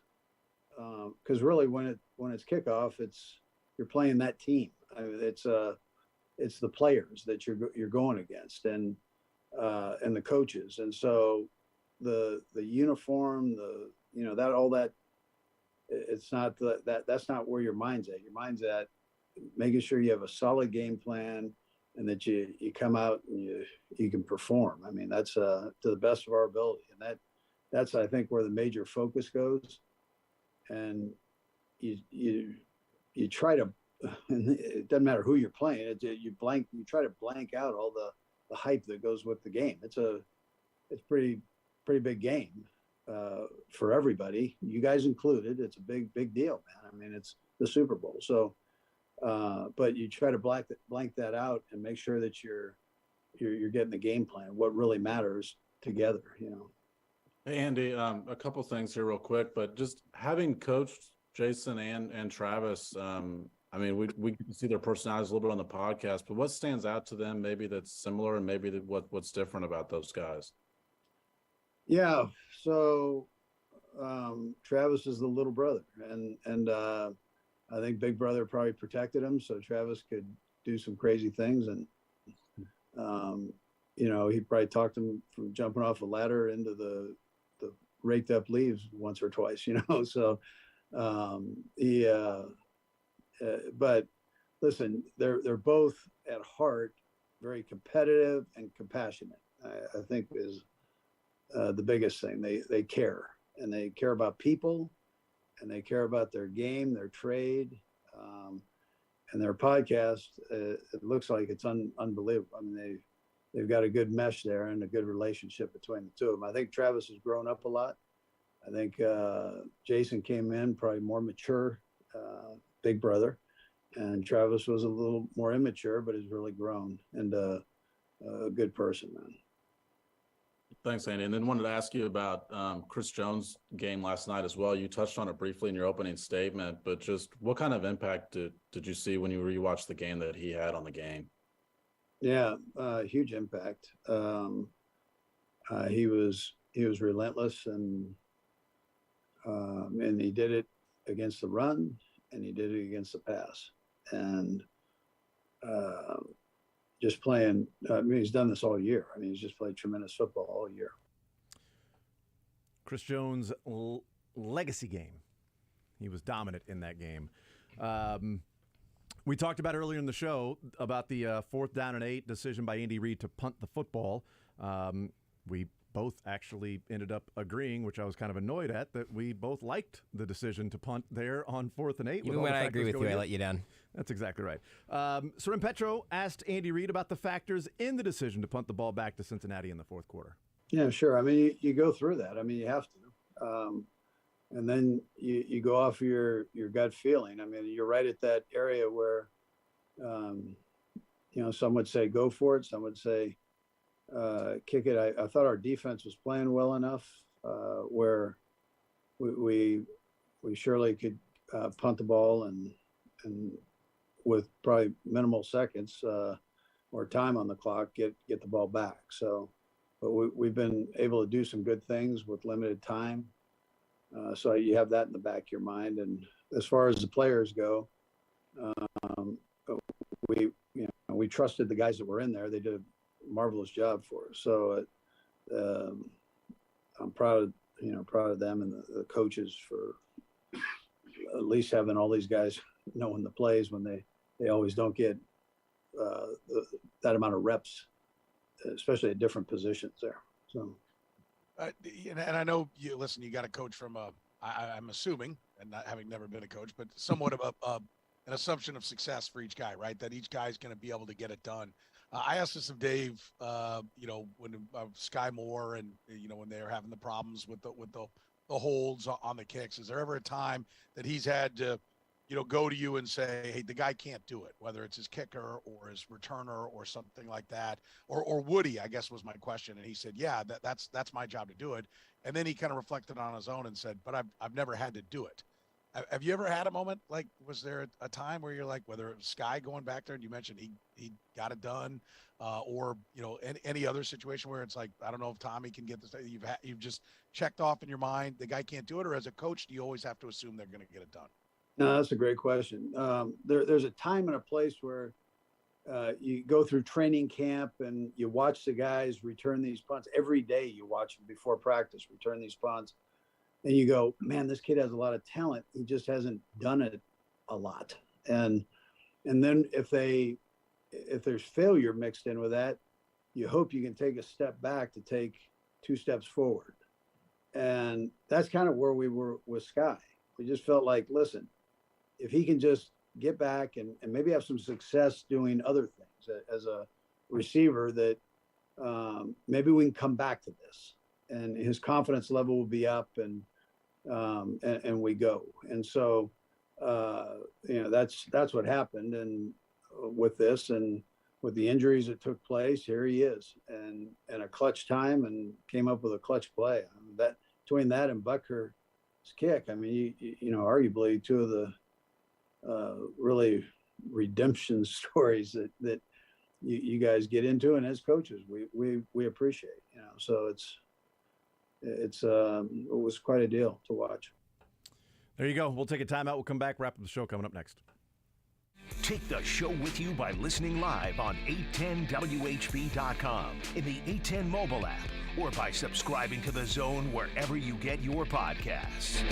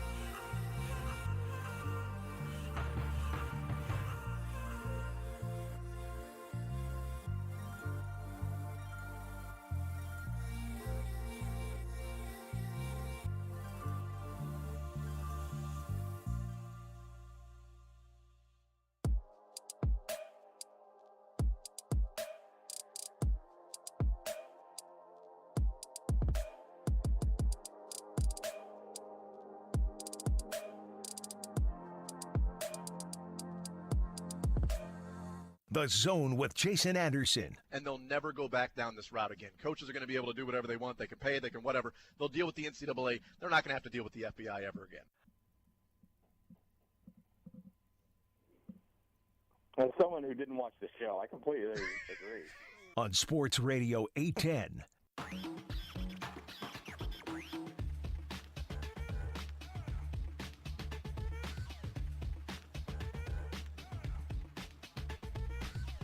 All right, wrapping things up here on this Victory Monday edition of The Zone. 23-20, Chiefs win. Heading back to the Super Bowl. 3 out of 4 years in the Super Bowl. Super Bowl 57. Mahomes 3-2 in AFC Championship games. The 2 losses came in overtime. One of them, he didn't even touch the ball. You can't win if you don't touch the ball. But when Josh Allen doesn't touch the ball, we got to change the rule. How about this? Mahomes is now 10-3 in his postseason career, right? Andy Reid, who's been a head coach for 25 seasons, has now won 21 playoff games. So if they win the Super Bowl, Mahomes will have half of Andy Reid's postseason victories in 5 years, in 5 seasons. Out of 25, previous 20, Andy won the same amount that he will have won in the last 5. Unreal. Patrick Mahomes has now had 3 lead-changing, either tying a game or taking the lead, drives in the playoffs in the last 1 minute of the game.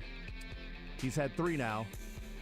No other players got more than 1 in the history of the NFL. Best learned, funniest, and best. Mahomes has 3. What was the Super Bowl one? No. So it's Bills. It's last night. Which one am I missing? The Patriots tied the game up there at the end of overtime. I was just or at the end of regulation. Yeah. Okay, yep. I got you. Yep, 3 of them. Nobody else has 1 or more than 1. Also in AFC Championship games, Patrick Mahomes has completed 66% of his passes, over 300 yards per game, 14 touchdowns, 2 interceptions, and a 111.7 quarterback rating in 5 AFC Championship games. Nice. I don't think that's how you do nice, it. Jason. Jason, we'll explain it when you're older. I don't think you know what tuna in a can means.